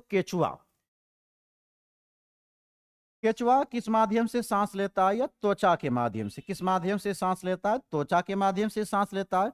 जबकि मनुष्य की बात करें, मनुष्य कैसे सांस लेता है, तो यह फेफड़ा के माध्यम से सांस लेता है। कैसे सांस लेता है, फेफड़ा के माध्यम से सांस लेता है। चलेंगे नेक्स्ट क्वेश्चन देखेंगे, क्वेश्चन नंबर 35 क्या कर रहा है, पेट्रोलियम के प्रभाजी आसवन के दौरान प्राप्त उत्पादों को उनके क्वथनांक के बढ़ते क्रम को व्यवस्थित करे। तो क्या हो जाएगा इसमें आपका, इसमें हो जाएगा पहला पेट्रोलियम होगा, पेट्रोलियम के बाद उसके बाद मिट्टी का तेल, पेट्रोलियम तो मिट्टी का तेल, उसके बाद डीजल, डीजल के बाद क्या हो जाएगा, स्नेहक तेल। ऑप्शन नंबर ऑप्शन नंबर कौन हो जाएगा? ए। इसमें कौन हो जाएगा? Option number A. Next question, question number 36 पे आएंगे। 36 नंबर क्वेश्चन क्या कर रहा है? दिए गए कथन पर विचार करें। समस्थानिक में प्रोटॉन की संख्या समान होती है लेकिन न्यूट्रॉन की संख्या क्या होती है? भिन्न होती है। यह आपका ऑप्शन क्या है? सही है। आइसोटॉप की बात कर रही है ना, तो प्रोटॉन की संख्या इसमें हमेशा क्या होती है? समान होती है। आइसोटॉप में हमेशा प्रोटॉन की संख्या समान होती है जबकि न्यूट्रॉन की संख्या क्या होती है? भिन्न होती है। वहीं दूसरा में समभारिक की बात करें तो इसमें परमाणु संख्या समान परंतु द्रव्यमान संख्या क्या होती है? भिन्न। नहीं जी, इसमें द्रव्यमान संख्या समान होती है, द्रव्यमान संख्या क्या होती है? समान होती है, जबकि परमाणु संख्या क्या होती है? आपकी भिन्न है। तो ऑप्शन दूसरा क्या आपका गलत है। तो केवल और केवल कौन सही है? केवल एक ही सही है, केवल ए सही है। नेक्स्ट क्वेश्चन की बात करेंगे। क्वेश्चन नंबर 37 पे आएंगे। 37 क्या कर रहा है? निम्नलिखित में से गुण संयोजी यौगिक कौन है? इसमें तो इनका गलनांक और क्वथनांक क्या होती है? कम होता है। इसका गलनांक और क्वथनांक क्या होती है? कम होती है। या आमतौर पर बिजली के कुचालक होती है। आमतौर पर यह क्या होती है? बिजली के कुचालक। तो यह आपका ऑप्शन में इसमें 3 में क्या दिया? या आयतन में बने होते हैं या आयनों से बने होते हैं? नहीं जी, या जल में भी विलय होते हैं। तो इसमें 1 और 2 सही है। कौन सही है? 1 और 2।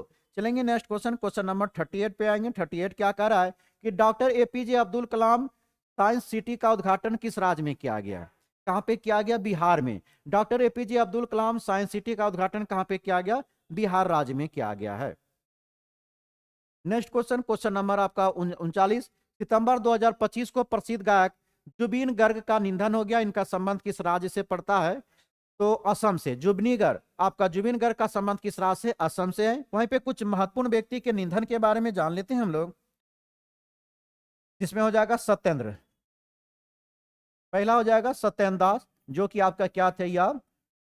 राम जन्मभूमि, राम जन्मभूमि, राम जन्मभूमि के प्रमुख पुजारी, राम जन्मभूमि के प्रमुख पुजारी थे, प्रमुख पुजारी थे। क्या नाम था? सत्येंद्र दास। दूसरा व्यक्ति बात करें तो नवीन चावला। कौन हो जाएगा? नवीन चावला। नवीन चावला का संबंध किससे रहा है?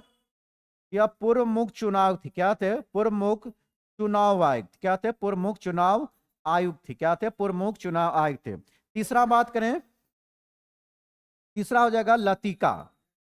लतिका कट हो जाएगा। कौन हो जाएगा? लतिका कट। इसका संबंध था प्रसिद्ध मूर्तिकार थे। या क्या थे? प्रसिद्ध मूर्तिकार रहे थे। क्या रहे थे? प्रसिद्ध मूर्तिकार। उसके बाद ओम प्रकाश चौटाला। ओम प्रकाश चौटाला। ओम प्रकाश चौटाला। ओम प्रकाश चौटाला की बात करें तो इसका संबंध, यह हरियाणा के पूर्व सीएम रहे थे। हरियाणा के पूर्व सीएम रह चुके थे। हरियाणा के पूर्व सीएम कौन थे? ओम प्रकाश चौटाला। उसके बाद पांचवा देखिए, उस्ताद, उस्ताद जाकिर हुसैन। उस्ताद जाकिर हुसैन। उस्ताद जाकिर हुसैन की बात करें तो यह प्रसिद्ध तबला वादक थे। प्रसिद्ध तबला वादक, प्रसिद्ध तबला वादक, प्रसिद्ध तबला वादक। तो जितना देखे हम लोग महत्वपूर्ण क्या क्या यहाँ पे जाने। आपका सत्येंद्र दास की बात करें तो राम जन्मभूमि के प्रमुख पुजारी कौन थे? आपका सत्येंद्र दास थे। उसके बाद नवीन चावला का जो हाल ही में निधन हुआ, यह तो पूर्व मुख्य चुनाव रह चुके थे। लतिका कट का हाल ही में निधन हुआ, यह प्रसिद्ध मूर्तिकार थे। ओम प्रकाश चौटाला का हाल ही में निधन हुआ, यह हरियाणा के पूर्व सीएम थे। उसके बाद उस्ताद जाकिर हुसैन की बात करें तो यह क्या थे? आपका प्रसिद्ध आपका तबला वादक थे। नेक्स्ट क्वेश्चन पे आएंगे। क्वेश्चन नंबर 40 की बात करें। 40 क्या कह रहा है? राष्ट्रीय पुरस्कार विजेता कौन सी लघु फिल्म भारत के प्रधानमंत्री नरेंद्र मोदी का जीवन संदेश देती है? तो क्या था? चलो जीते हैं। चलो जीते हैं। राष्ट्रीय पुरस्कार विजेता कौन सी लघु फिल्म भारत के प्रधानमंत्री नरेंद्र मोदी का जीवन संदेश देता है? तो चलो जीते हैं। नेक्स्ट क्वेश्चन, क्वेश्चन नंबर 41 पे आएंगे। 41 क्या कर रहा है? नर्मदा नदी कहां से निकलती है? तो कहां से हो जाएगा?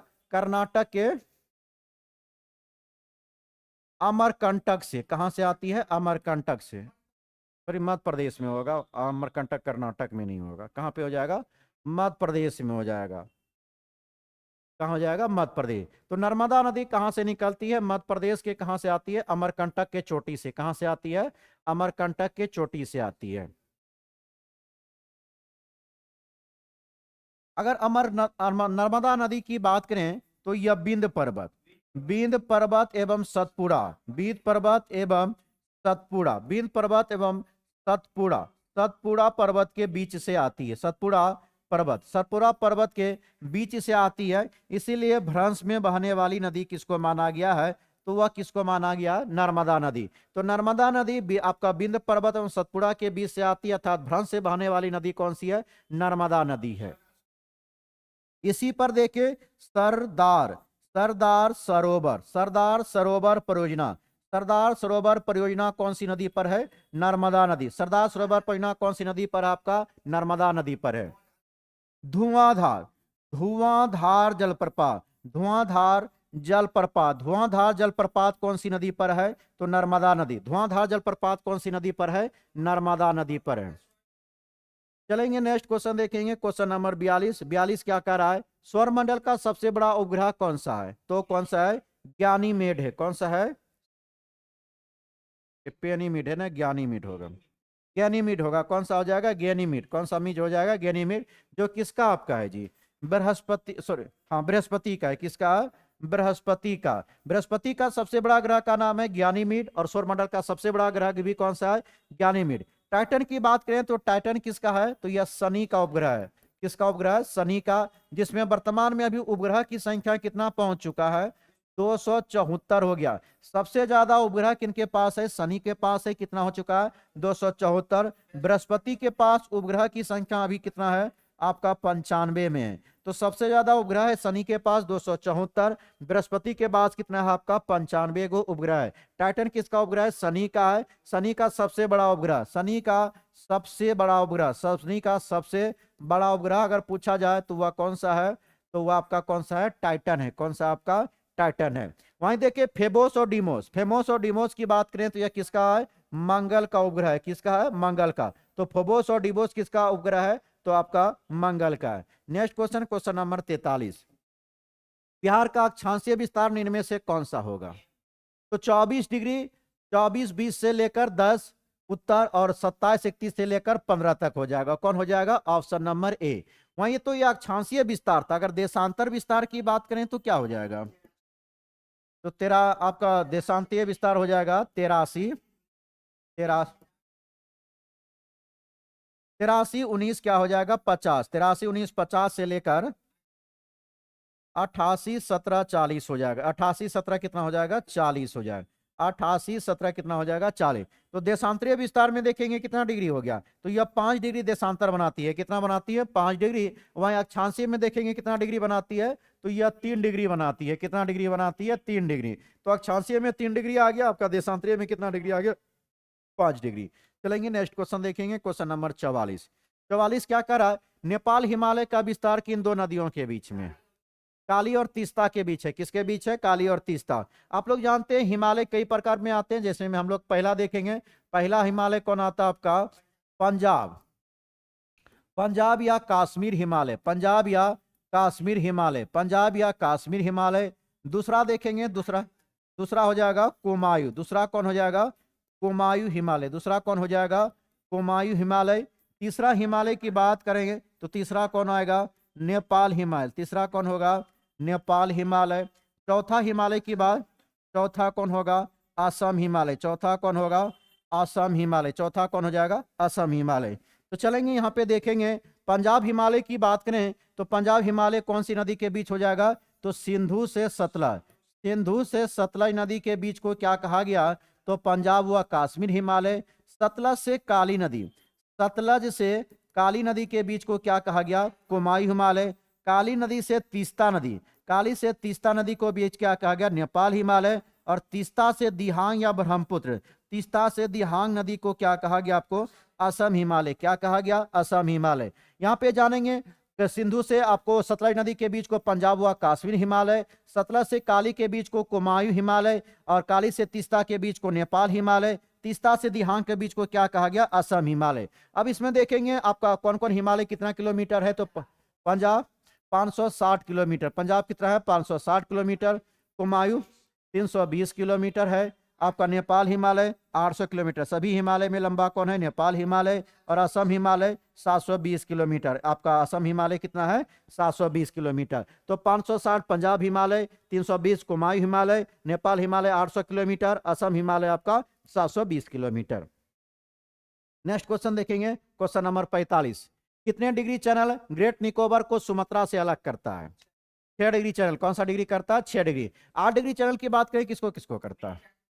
मीनिकाय। मीनिकाय को निकाय को मालदीव से, मीनिकाय को मालदीव से, मीनिकाय को मालदीव से अलग करने वाला डिग्री कौन सा? 8 डिग्री। 9 degree channel मीनिकाय।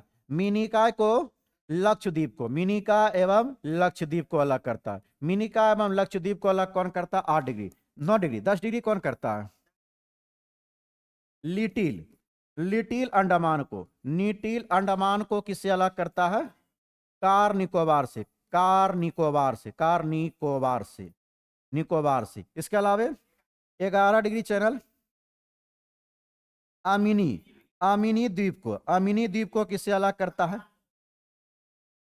कर्नानोर को, किस कन्नानोर को अलग करता है। किसको कहता है? कन्नानोर को। तो क्या देखिए यहाँ पे आपको 8 डिग्री चैनल आपको मिनिकाय को मालदीव से, 8 डिग्री मालदीव को मिनिकाय से, 9 डिग्री मिनिकाय को लक्षद्वीप से अलग करता है, 10 डिग्री चैनल लिटिल अंडमान को कार निकोबार से, 11 डिग्री चैनल आपका कौन हो जाएगा? आपका अमिनी द्वीप को आपका कन्नौर से। किससे हो जाएगा? अमिनी द्वीप को आपको कन्नौर से। नेक्स्ट देखेंगे क्वेश्चन नंबर 46। 46 क्या कहता है आपका कि कॉस्मोस किसकी प्रसिद्ध रचना है जी? हम्बोल्ट। किसका? हम्बोल्ट। तो हम्बोल्ट की अगर बात करें तो इसका उसका पूरा नाम क्या हो जाएगा? अलेक्जेंडर बोल्ट हम्बोल्ट होगा। क्या होगा? Alexander bolt Humboldt. तो कॉस्मोस किसकी प्रसिद्ध रचना है? तो हम्बोल्ट का। किसका? आपका हम्बोल्ट का। अगर किसका देखें, अगर यहाँ पे अगर स्ट्रैबो की बात करें तो इसका पुस्तक हो जाएगा जियोग्राफी, जियोग्राफी, जियोग्राफी का। किसका है? आपका स्ट्रैबो का। टॉलमी की बात करें जियोग्राफी, द जियोग्राफी का, द जियोग्राफी का किसका? टॉलमी का। तो जियोग्राफी का किसका होगा? स्ट्रोबो का हो गया। द जियोग्राफी का किसका हो गया? टॉलमी का। किसका हो गया? टॉलमी का।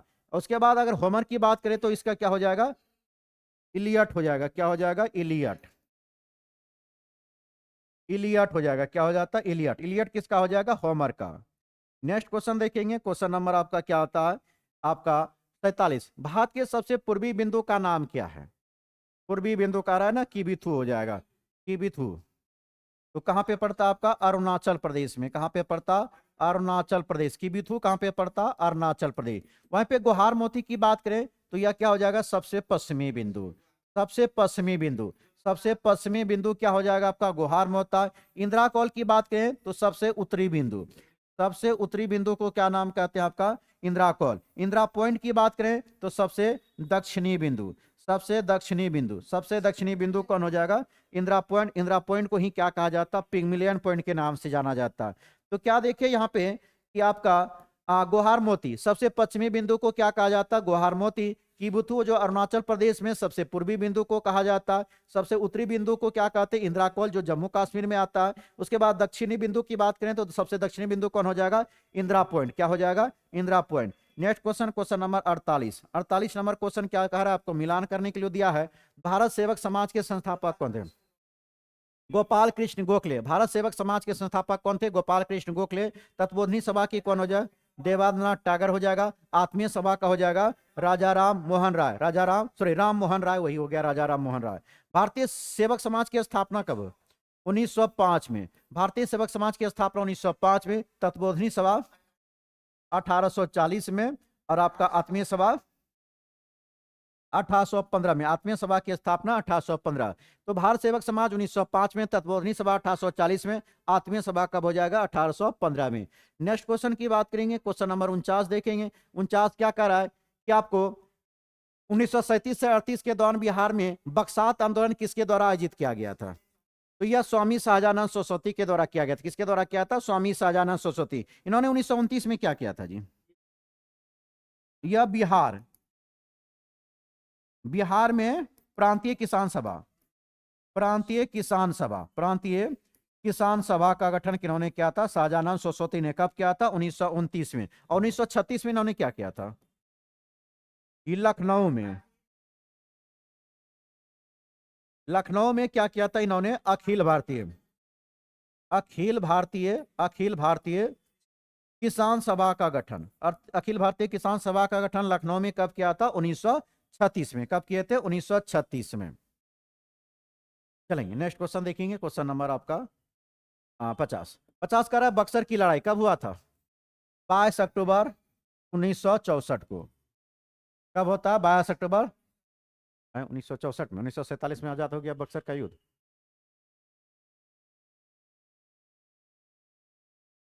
1764 होगा ना? 1764 कितना होगा? 1764। 22 अक्टूबर 1764 को बक्सर की युद्ध होती है। बक्सर युद्ध की लड़ाई के बाद कौन सी संधि कराया गया था? इलाहाबाद। इलाहाबाद की दो संधि हुई थी। इलाहाबाद का दो संधि, एक हुआ था आपका 12 12 अगस्त 1765, दूसरा हुआ था 16 अगस्त 1765। 16 अगस्त 1765। अब ये बताएंगे 12 अगस्त 1765 में किनके बीच हुआ था?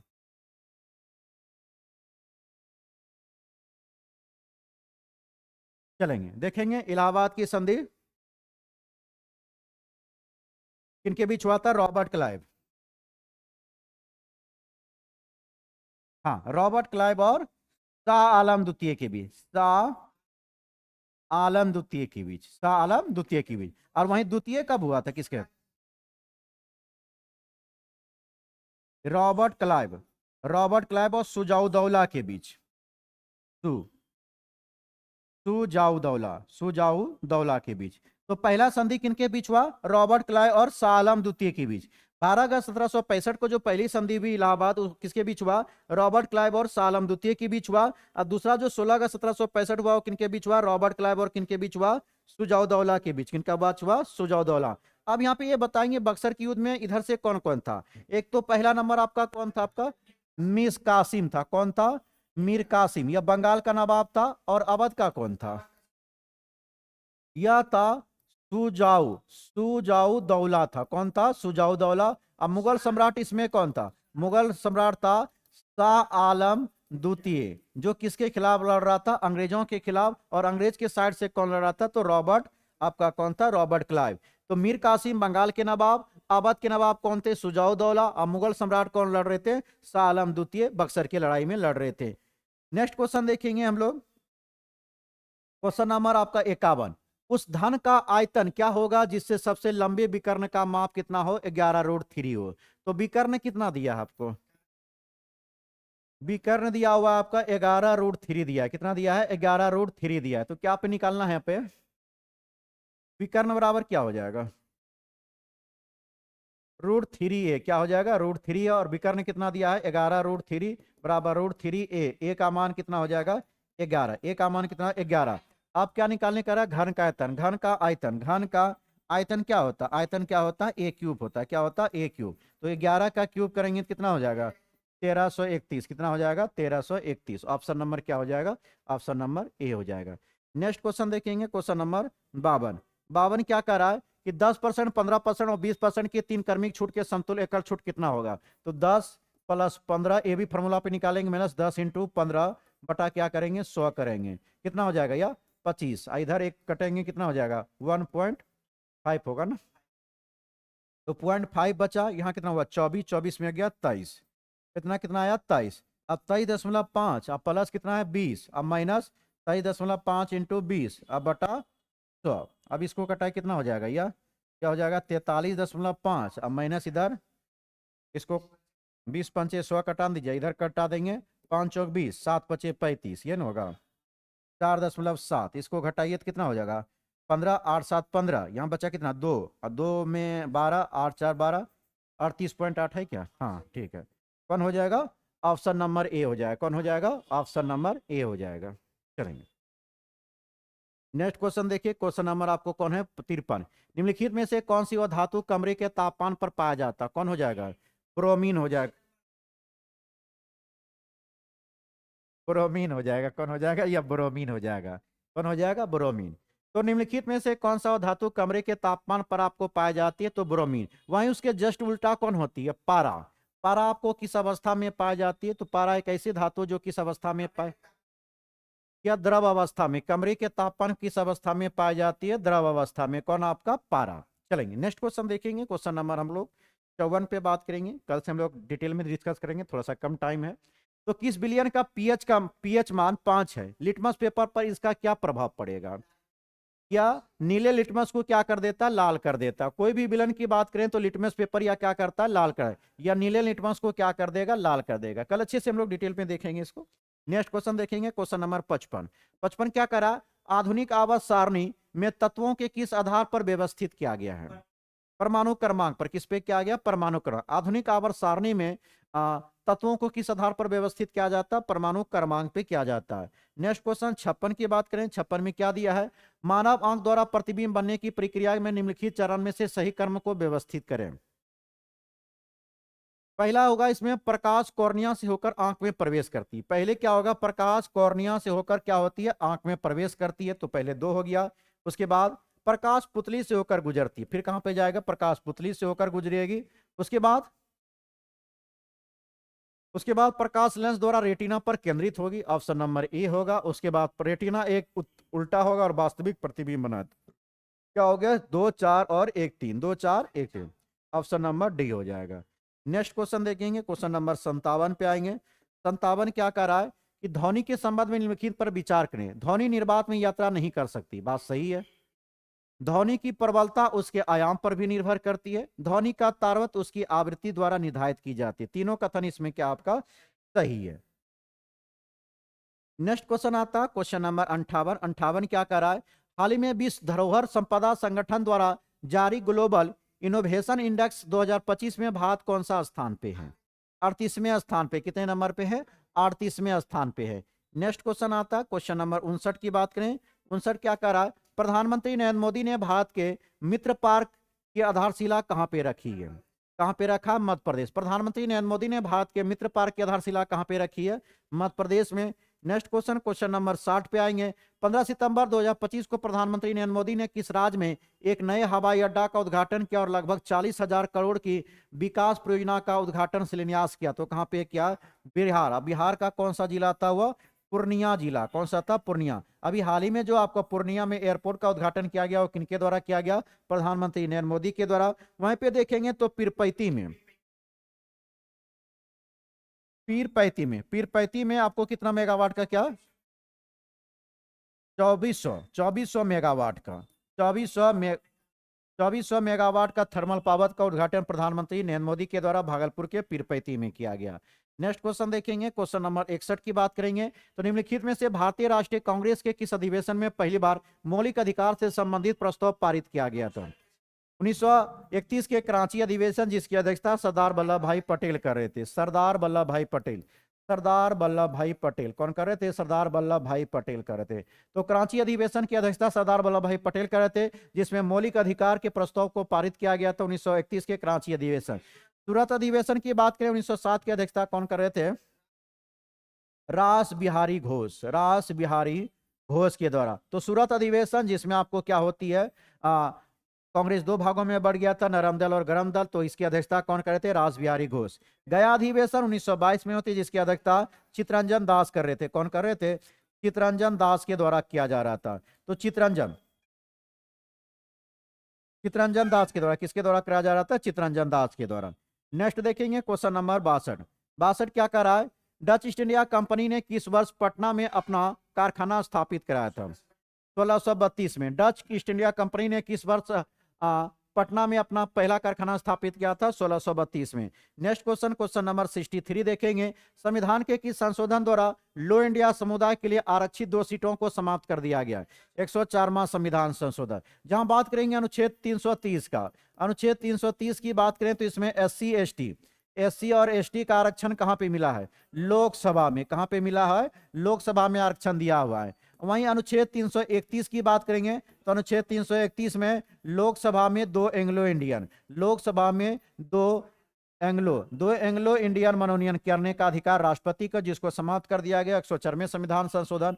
अनुच्छेद 332 की बात करें तो अनुच्छेद 332 के तहत एससी और एसटी को विधानसभा में आरक्षण दिया गया। विधानसभा में आरक्षण कौन सा अनुच्छेद के तहत, अनुच्छेद 333 के तहत, 32 के तहत। अनुच्छेद 333 में क्या है, तो आपको विधानसभा में एंग्लो इंडियन का मनोनयन, विधानसभा में एंग्लो इंडियन का मनोनयन का अधिकार कौन सा अनुच्छेद में दिया गया था, अनुच्छेद 333 में, जिसको निरस्त कर दिया गया 104वें संविधान संशोधन के द्वारा।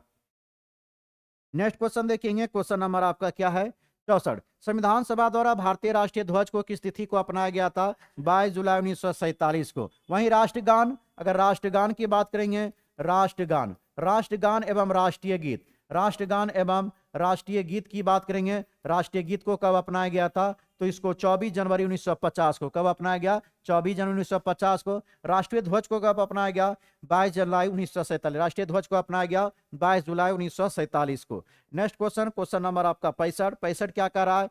चीन, मंगोलिया एवं जापान में निम्नलिखित में मानव प्रजातियों में से कौन सा निकृष्ट है? तो मंगोलाइड, कौन सा हो जाएगा? मंगोलाइड हो जाएगा। Next question, question number 66। 66 क्या कह रहा है आपका? भारत की जनगणना 2011 के अनुसार बिहार में लिंगानुपात कितनी है? 918। कितना है? 918। या अगर कुल जनसंख्या, बिहार की कुल जनसंख्या की बात करेंगे, 10,40,99,452। बिहार की कुल जनसंख्या 10,40,99,452 है। वहीं शहरी जनसंख्या, इसमें शहरी जनसंख्या, शहरी जनसंख्या की बात करें कितना हो जाएगा?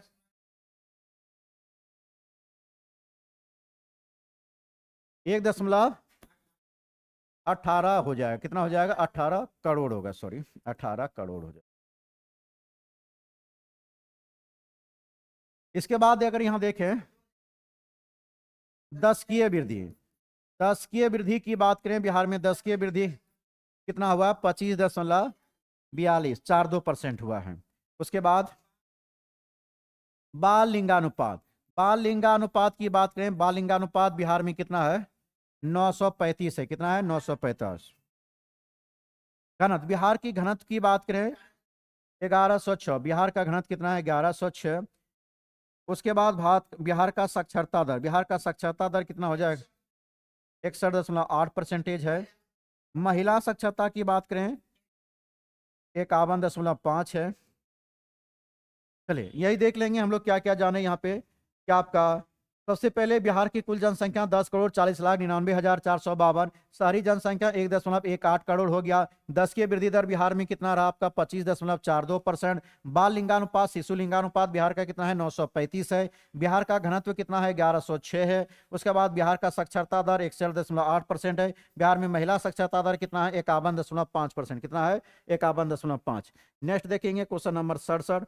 67 क्या कह रहा है कि इसको मिलान करने के लिए दिया है वैशाली। वैशाली में क्या चीज के लिए जाना जाता है?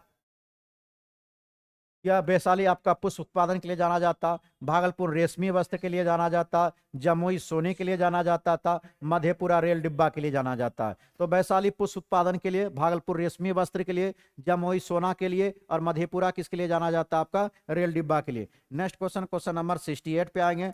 68 क्या कर रहा है? निम्नलिखित शहरों में से कौन सा आपका सीन नदी के किनारे बसा हुआ है? कौन बसा हुआ है इसमें? पेरिस। सी नदी के किनारे कौन पर होगा? पेरिस। बुलग्रेड, आपका बुलग्रेड की बात करें तो किसके?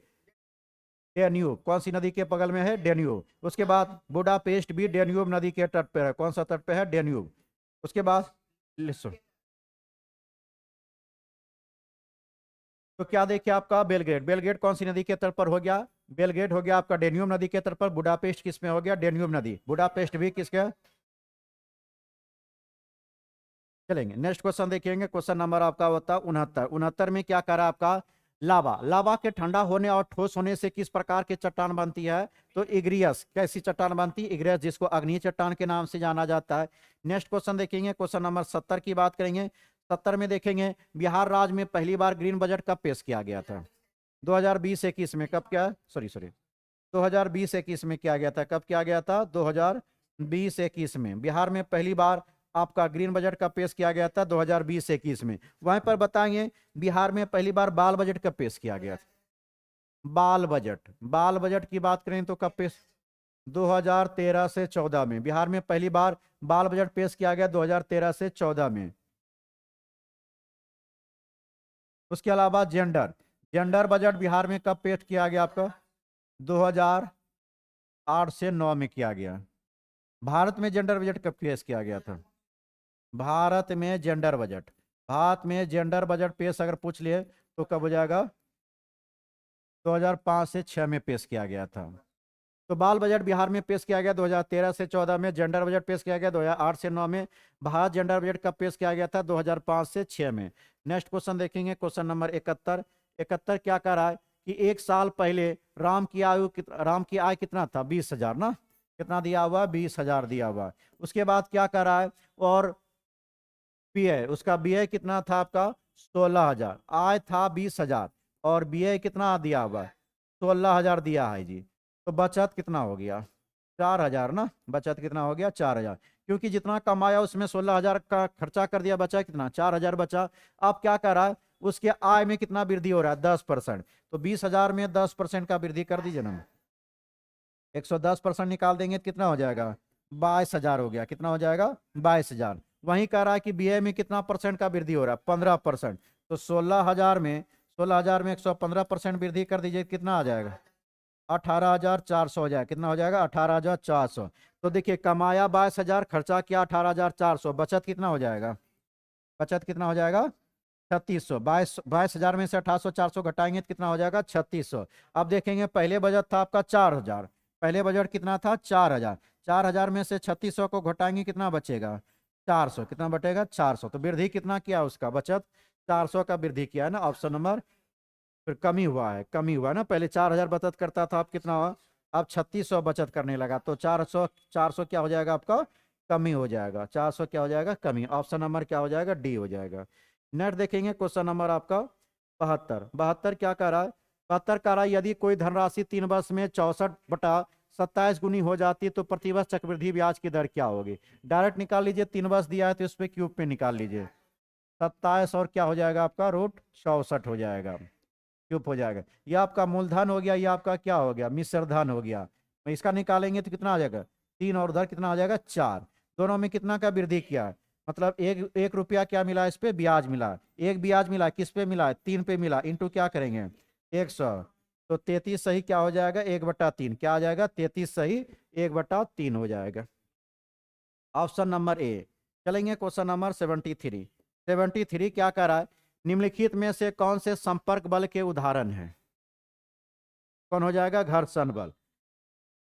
निम्नलिखित में से कौन से संपर्क बल के उदाहरण है? घर्षण बल। अगर बताएंगे और घर्षण बल की बात करें, जो कोई बिना भौतिक कोई जब कोई बिना भौतिक के घर्षण के कारण होगा उसको क्या कहेंगे? और घर्षण बल कहेंगे, जिसमें कौन आ जाएगा? चुंबकीय बल, गुरुत्वाकर्षण बल और स्थिर विद्युत बल, ये सब किसी में आ जाएगा? और घर्षण बल के अंतर्गत आ जाएगा। जबकि घर्षण बल में कहेंगे तो कौन आ गया? निम्नलिखित में से कौन से संपर्क बल घर्षण का उदाहरण हो जाएगा? तो विद्युत आपका घर्षण बल आ जाएगा। नेक्स्ट देखेंगे, क्वेश्चन नंबर 74। 74 में क्या करा है? निम्नलिखित में से कौन सा सीधी रेखीय गति का उदाहरण है? सीधी सड़क पर चलती कार की गति वही क्या होगा? सीधी होगा। एक घूमते हुए पंखे की गति को कहेंगे तो क्या है?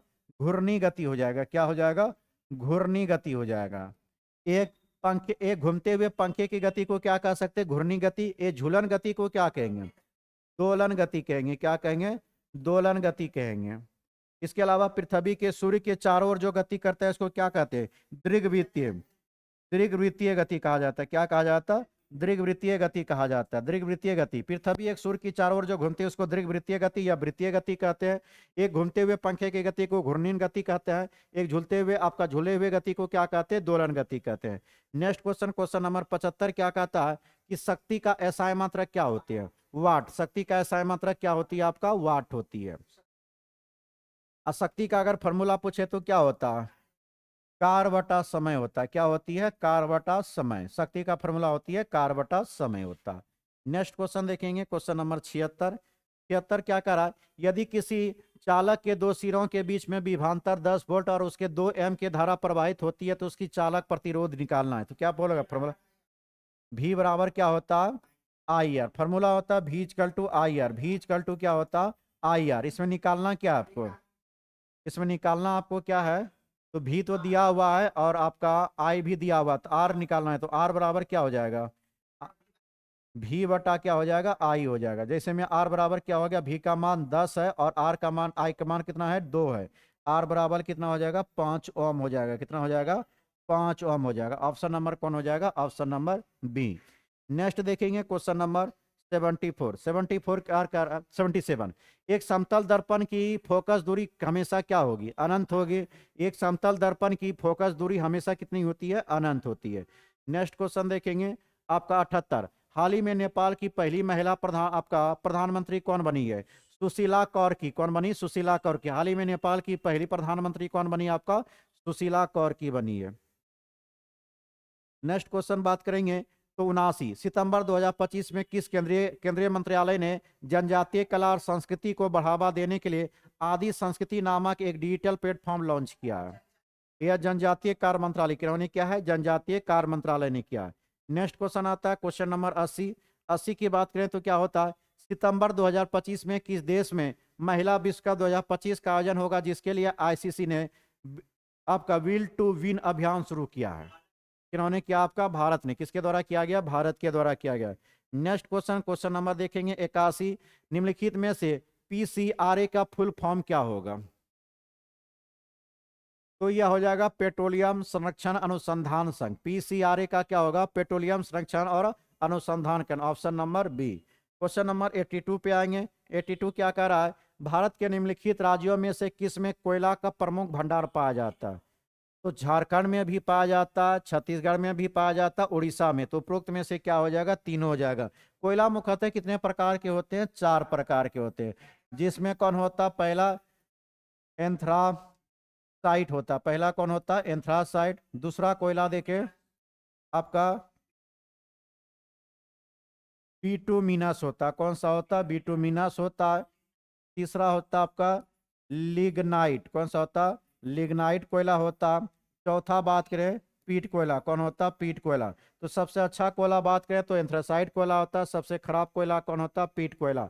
आप बताएंगे यहाँ पे परसेंटेज कितना कितना परसेंटेज हो जाएगा? एंथ्रासाइड में हो जाएगा 80 से हो जाएगा 95% तक कार्बन पाया जाता है। वहीं बिटुमिनस में हो जाएगा 43 से लेकर 72% तक इसमें कार्बन पाया जाती है। लिग्नाइट में 30 से 50 पाया जाता। उसके बाद पीट में हो जाएगा इसमें 30 या 40 के आसपास पाया जाता है। कितना पाया जाता है? 30 या 40 के आसपास पाया जाता है। अगर लिग्नाइट कोयला की बात करें, लिग्नाइट कोयला सबसे ज्यादा कहाँ पे पाया जाती है? तमिलनाडु राज्य में। कहाँ पे पाया जाती है? तमिलनाडु राज्य में पाया जाती है। वहीं बात करें कोयला, कोयला उत्पादन में भारत कितने स्थान पे है? कोयला उत्पादन में भारत दूसरा स्थान पे है। भारत कितने स्थान पे है? दूसरा स्थान। प्रथम स्थान पे कौन है? आपका चीन है। तो कोयला उत्पादन में दूसरा स्थान पे भारत आता, प्रथम स्थान पे कौन आता? आपका चीन आता है।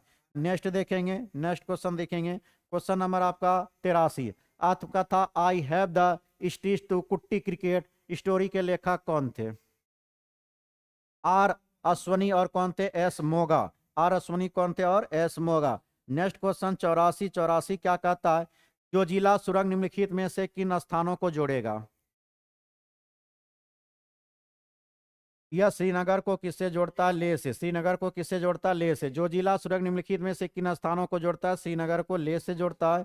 Next question 85। 85 क्या कहता है? कलिंग महोत्सव किस राज्य में मनाया जाता है?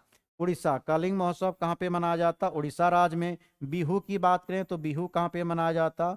असम राज्य में। कर्नाटक के अगर और उड़ीसा में देखें तो और क्या हो जाएगा? धनु यात्रा। धनु यात्रा कहाँ पे मनाया जाता है? उड़ीसा में। यहाँ पे आपका हो जाएगा बाली तीर्थ। बाली तृतीय। बाली तृतीय यहाँ पे कहाँ पे हो जाएगा आपका? यह भी कहाँ पे आता? उड़ीसा राज्य में। कहाँ पे आता? उड़ीसा राज्य। कर्नाटक की बात करें तो हो जाएगा कंबाला। कौन सा हो जाएगा? कंबाला। कंबाला कहाँ पे मनाया जाता है? आपका कर्नाटक राज्य में मनाया जाता है। चलेंगे नेक्स्ट क्वेश्चन देखेंगे। Question number 86। 86 क्या कहते हैं? भारतीय पैरा एथलेटिक पारुल परमार किस खेल से संबंध रखती है? किससे हो जाएगा? बैडमिंटन। भारतीय पैरा एथलेटिक पारुल परमार किस खेल से संबंध रखता है? बैडमिंटन से। Next question, question number 87। 87 क्या कह रहा है कि बांग्लादेश के संविधान के अनुसार निम्नलिखित में से कौन सा बांग्लादेश का राज धर्म है? तो कौन हो जाएगा? इस्लाम। बांग्लादेश के संविधान के अनुसार निम्नलिखित में से कौन सा बांग्लादेश का राजधर्म है? तो इस्लाम है। नेक्स्ट क्वेश्चन की बात करेंगे। क्वेश्चन नंबर 88 पे आएंगे। 88 क्या कहता? पंचवर्षीय योजना का निम्नलिखित में से कौन सा लक्ष्य सीधा जनता से संबंधित है? तो किस्सा हो जाएगा आपका समता से हो जाएगा। पंचवर्षीय योजना का निम्नलिखित में से कौन सा लक्ष्य सीधे जनता से संबंधित है? समता से। नेक्स्ट क्वेश्चन की बात करेंगे। क्वेश्चन नंबर क्या कहता है? 89। गीवही भारत के किस पड़ोसी देश की राजभाषा है? मालदीव का है। कहाँ का? मालदीव का। श्रीलंका की भाषा की बात करें, क्या हो जाएगा? तमिल, अंग्रेजी,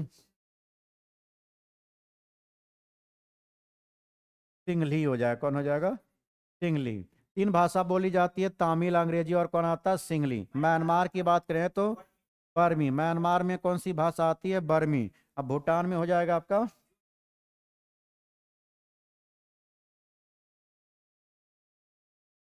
जोतखा हो जाएगा। कौन हो जाएगा? जोतखा।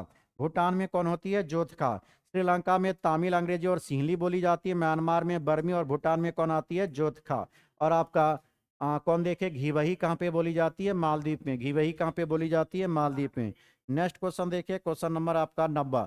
2011 के जनगणना के अनुसार निम्नलिखित में से किस प्रवासन धारा प्रतिशत सबसे अधिक है? तो ग्रामीण से ग्रामीण। कौन हो जाएगा? ग्रामीण से ग्रामीण। नेक्स्ट क्वेश्चन की बात करेंगे। 91। 91 क्या कर रहा है? तीन संख्याओं का योग 135 है। तो पहली संख्या दूसरी संख्या का अनुपात कितना है? 4:5। पहली संख्या और दूसरी संख्या का अनुपात कितना है? 4:5 है। दूसरी और दूसरी और दूसरी और तीसरी का अनुपात कितना दिया हुआ आपका? 5:6 दिया है। तो चलिए पहले इक्वेशन को बराबर कर लिए। पहला, दूसरा, उसके बाद तीसरा। पहला दूसरा कितना है? 4 5 दिया है। दूसरा तीसरा कितना है? 5 और 6 है। तो इसके सामने वाला घर खाली, इसके भी सामने वाला घर खाली। तो सामने में रखाएगा। या भी 5 रखा है। तो कितना हो गया ये?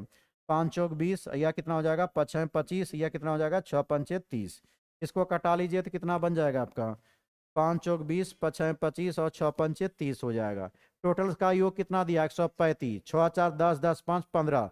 रेशियो 15 का ही मान आपको 135 दिया है। तो रेशियो 1 का मान कितना होगा? 135/15 करेंगे तो कितना आ जाएगा? 5। रेशियो 1 का मान कितना हो जाएगा? 5 हो जाएगा। 9 होगा ना यहाँ पे? 9 हो जाएगा। 9 हो जाएगा। अब निकालना किसका कर रहा है? तो पहली संख्या निकालने का रहा है ना। पहली आपको कितना है? 4। तो 4 × 9 करेंगे कितना हो जाएगा? 36। 4 × 9 करेंगे तो कितना हो जाएगा? 36। दिया हुआ था पहली और दूसरी संख्या का रेशियो दिया हुआ था। उसके बाद दूसरा और तीसरा का दिया हुआ था। दोनों को रखे, उसके सामने वाला घर खाली था तो उसके सामने वाला वैल्यू को रखा जाता है। तो दोनों को गुना करें 20 और 25 और कितना बना? 30। इसको कटाए 5 से तो कितना हो गया? 4 5 6 हो गया। सभी को जोड़े, इसी का मान 135 दिए। एक का मान कितना है? 9। पहला का मान कर रहा है तो 4 में 9 को गुना कर दे। दूसरा का पूछता है तो 5 में 9 गुना करते। तीसरा पूछता है तो 6 को 9 में गुना करते हैं। नेक्स्ट क्वेश्चन, क्वेश्चन नंबर 92 पे आएंगे। 92 नंबर क्वेश्चन क्या कहता है? एक वस्तु 20% की छूट पर दूसरे वस्तु पर 25% के छूट के बराबर है। पहला वस्तु का 20% छूट, पहला का 20% छूट 80/100 होगा ना। उसके बाद क्या करें? दूसरा वस्तु पर 25% का छूट 75/100 हो जाएगा। 100 कट गया। A/B बराबर क्या हो जाएगा?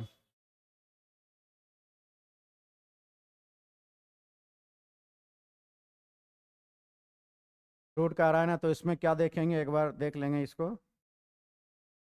कितना हो जाएगा आपका? इसको रखेंगे तो 80 इंटू क्या हो गया? ए। इधर हो जाएगा 75 इंटू बी हो गया। A/B करेंगे तो कितना हो जाएगा? 75/80। कटाएंगे तो कितना हो जाएगा? 15 × 5 = 75 और 20 × 5 = 100। 5 × 3 = 15, 5 × 4 = 20। 3/4 कितना आएगा? 3/4 कितना बनेगा? 3/4। तो दोनों वस्तुओं की अंकित मूल्य कितना होगा आपका?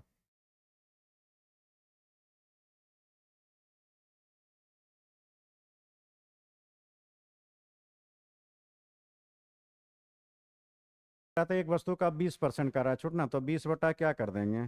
100 हो जाएगा। इंटू ए करेंगे, उधर क्या कर रहा है? बी इंटू क्या? 25% छूट का रहा है ना। 100 हो जाएगा। तो क्या हो जाएगा आपका?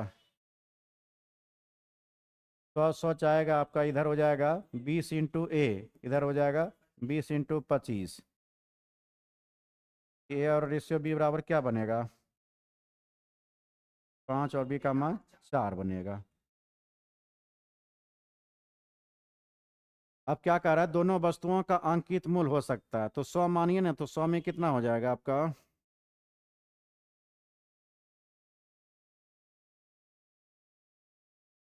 अरे हो जाएगा, ऑप्शन नंबर डी पे बना लेंगे इस क्वेश्चन को अपने से। नेक्स्ट क्वेश्चन देखेंगे, क्वेश्चन नंबर 93 क्या कर रहा है आपका, सौर पैनल में उपयोग किए जाने वाले फोटोवोल्टिक सेल और सूर्य के प्रकाश को सीधे विद्युत ऊर्जा में परिवर्तित करते हैं, यह रूपांतरित किस मूल भौतिक सिद्धांत पर आधारित होती है। किस पे हो जाएगा, प्रकाश विद्युत प्रभाव पे। प्रकाश विद्युत प्रभाव जिसमें प्रकाश एक कण अर्धचालक से इलेक्ट्रॉन को क्या करते हैं, मुक्त करता है। नेक्स्ट क्वेश्चन देखेंगे, क्वेश्चन नंबर 93 क्या कर रहा है, चक्रवात के केंद्र में एक शांत क्षेत्र होते हैं जिसे क्या कहता है, वक्रवात की ओक कहते हैं। भौतिकी के अनुसार इस केंद्रीय क्षेत्र की मुख्य विशेषता क्या होती है, तो अत्यंत उच्च वायुदाब होती है। यहाँ पे क्या होती है, सबसे ज्यादा वायुदाब पाया जाता है। नेक्स्ट क्वेश्चन की बात करेंगे, क्वेश्चन नंबर 95 क्या कर रहा है, एक किसान जब हैंडपंप चलाकर पानी निकालता है तो उसका हैंडपंप एक सरल मशीन के रूप में कार्य करता है। भौतिकी के अनुसार हैंडपंप का हेड किस श्रेणी का उत्तोलक होता है, तो प्रथम श्रेणी। कौन श्रेणी में आता है, प्रथम श्रेणी।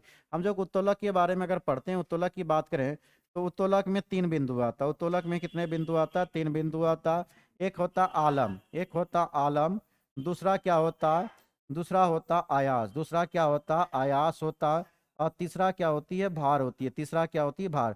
आलम की बात करें तो जिसके बीच में क्या पड़े, आपका पेंच पड़े। क्या पड़े, पेंच। जैसे कि कैंची की बात करें, सिंडासी की बात करें, कील उखाड़ने की मेहनत करें, आपका साइकिल का ब्रेक, ये सब किस में आ जाएगा, प्रथम श्रेणी का उत्तोलक।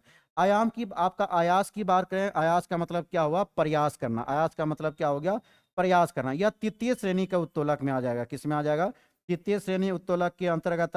भार के बीच में क्या होता है, कोई वस्तु के बीच में भार रखे, जैसे कि सुपारी काटने वाला सरोता की बात करेंगे। सरोता किस में आ जाएगा, आपको द्वितीय श्रेणी उत्तोलक के आ जाएगा। किस आ जाएगा, द्वितीय श्रेणी उत्तोलक में आ जाएंगे। नेक्स्ट क्वेश्चन की बात करेंगे, 96 देखेंगे। 96 क्या कर रहा है, डेयरी उद्योग में दूध को प्रसंस्कृत करने के लिए उसे तेजी से एक निश्चित ताप पर गर्म किया जाता है, फिर से ठंडा किया। इस प्रक्रिया में उष्मा के तीव्र हस्तांतरण के लिए किस विधि का उपयोग सबसे कुशल माना जाता है, तो प्लेट की हीट एक्सचेंज का उपयोग करके चालन का संबंध करने के लिए। ऑप्शन नंबर कौन हो जाएगा, सी। नेक्स्ट क्वेश्चन देखेंगे, क्वेश्चन नंबर 97। वाहनों में होने वाले वायु प्रदूषण को कम करने के लिए उनके तंत्र में उत्प्रेरक परिवर्तक लगाया जाता है। यह उपकरण हानिकारक गैस को कम हानिकारक पदार्थ में बदलने के लिए उच्च तापमान और उत्प्रेरक का उपयोग करता है। यह प्रक्रिया मुख्य रूप से ऊर्जा के किस उपयोग करता है आपका, तो ये आपका उष्मीय ऊर्जा किस रूप में करता है, उष्मीय ऊर्जा के रूप में करता है। नेक्स्ट क्वेश्चन 98 में आएंगे। 98 नंबर क्वेश्चन आपसे क्या पूछ रहा था, 98 में दिया हुआ था कि एशियाई शूटिंग चैंपियनशिप में भारत ने कुल कितने पदक जीते हैं। 16वीं एशियाई कप कौन हो जाएगा, 16वीं एशियाई शूटिंग चैंपियनशिप में भारत ने कुल कितने पदक, 50 पदक। कितने पदक जीते थे, 50 पदक। नेक्स्ट क्वेश्चन 99 पे आएंगे। 99 नंबर क्वेश्चन आपसे क्या कह रहा है, ग्लोबल हंगर इंडेक्स 2025 में भारत का स्थान कौन सा रहा, 102वां स्थान। क्या नंबर का था, 102वां स्थान पे था।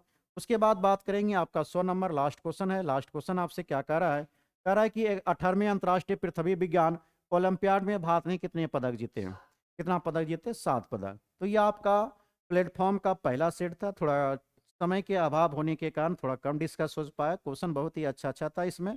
अब हम लोग से प्रयास करेंगे कि अगले आपका सेट में से टाइम अच्छे से निकाल के उसको डिस्कस को करेंगे।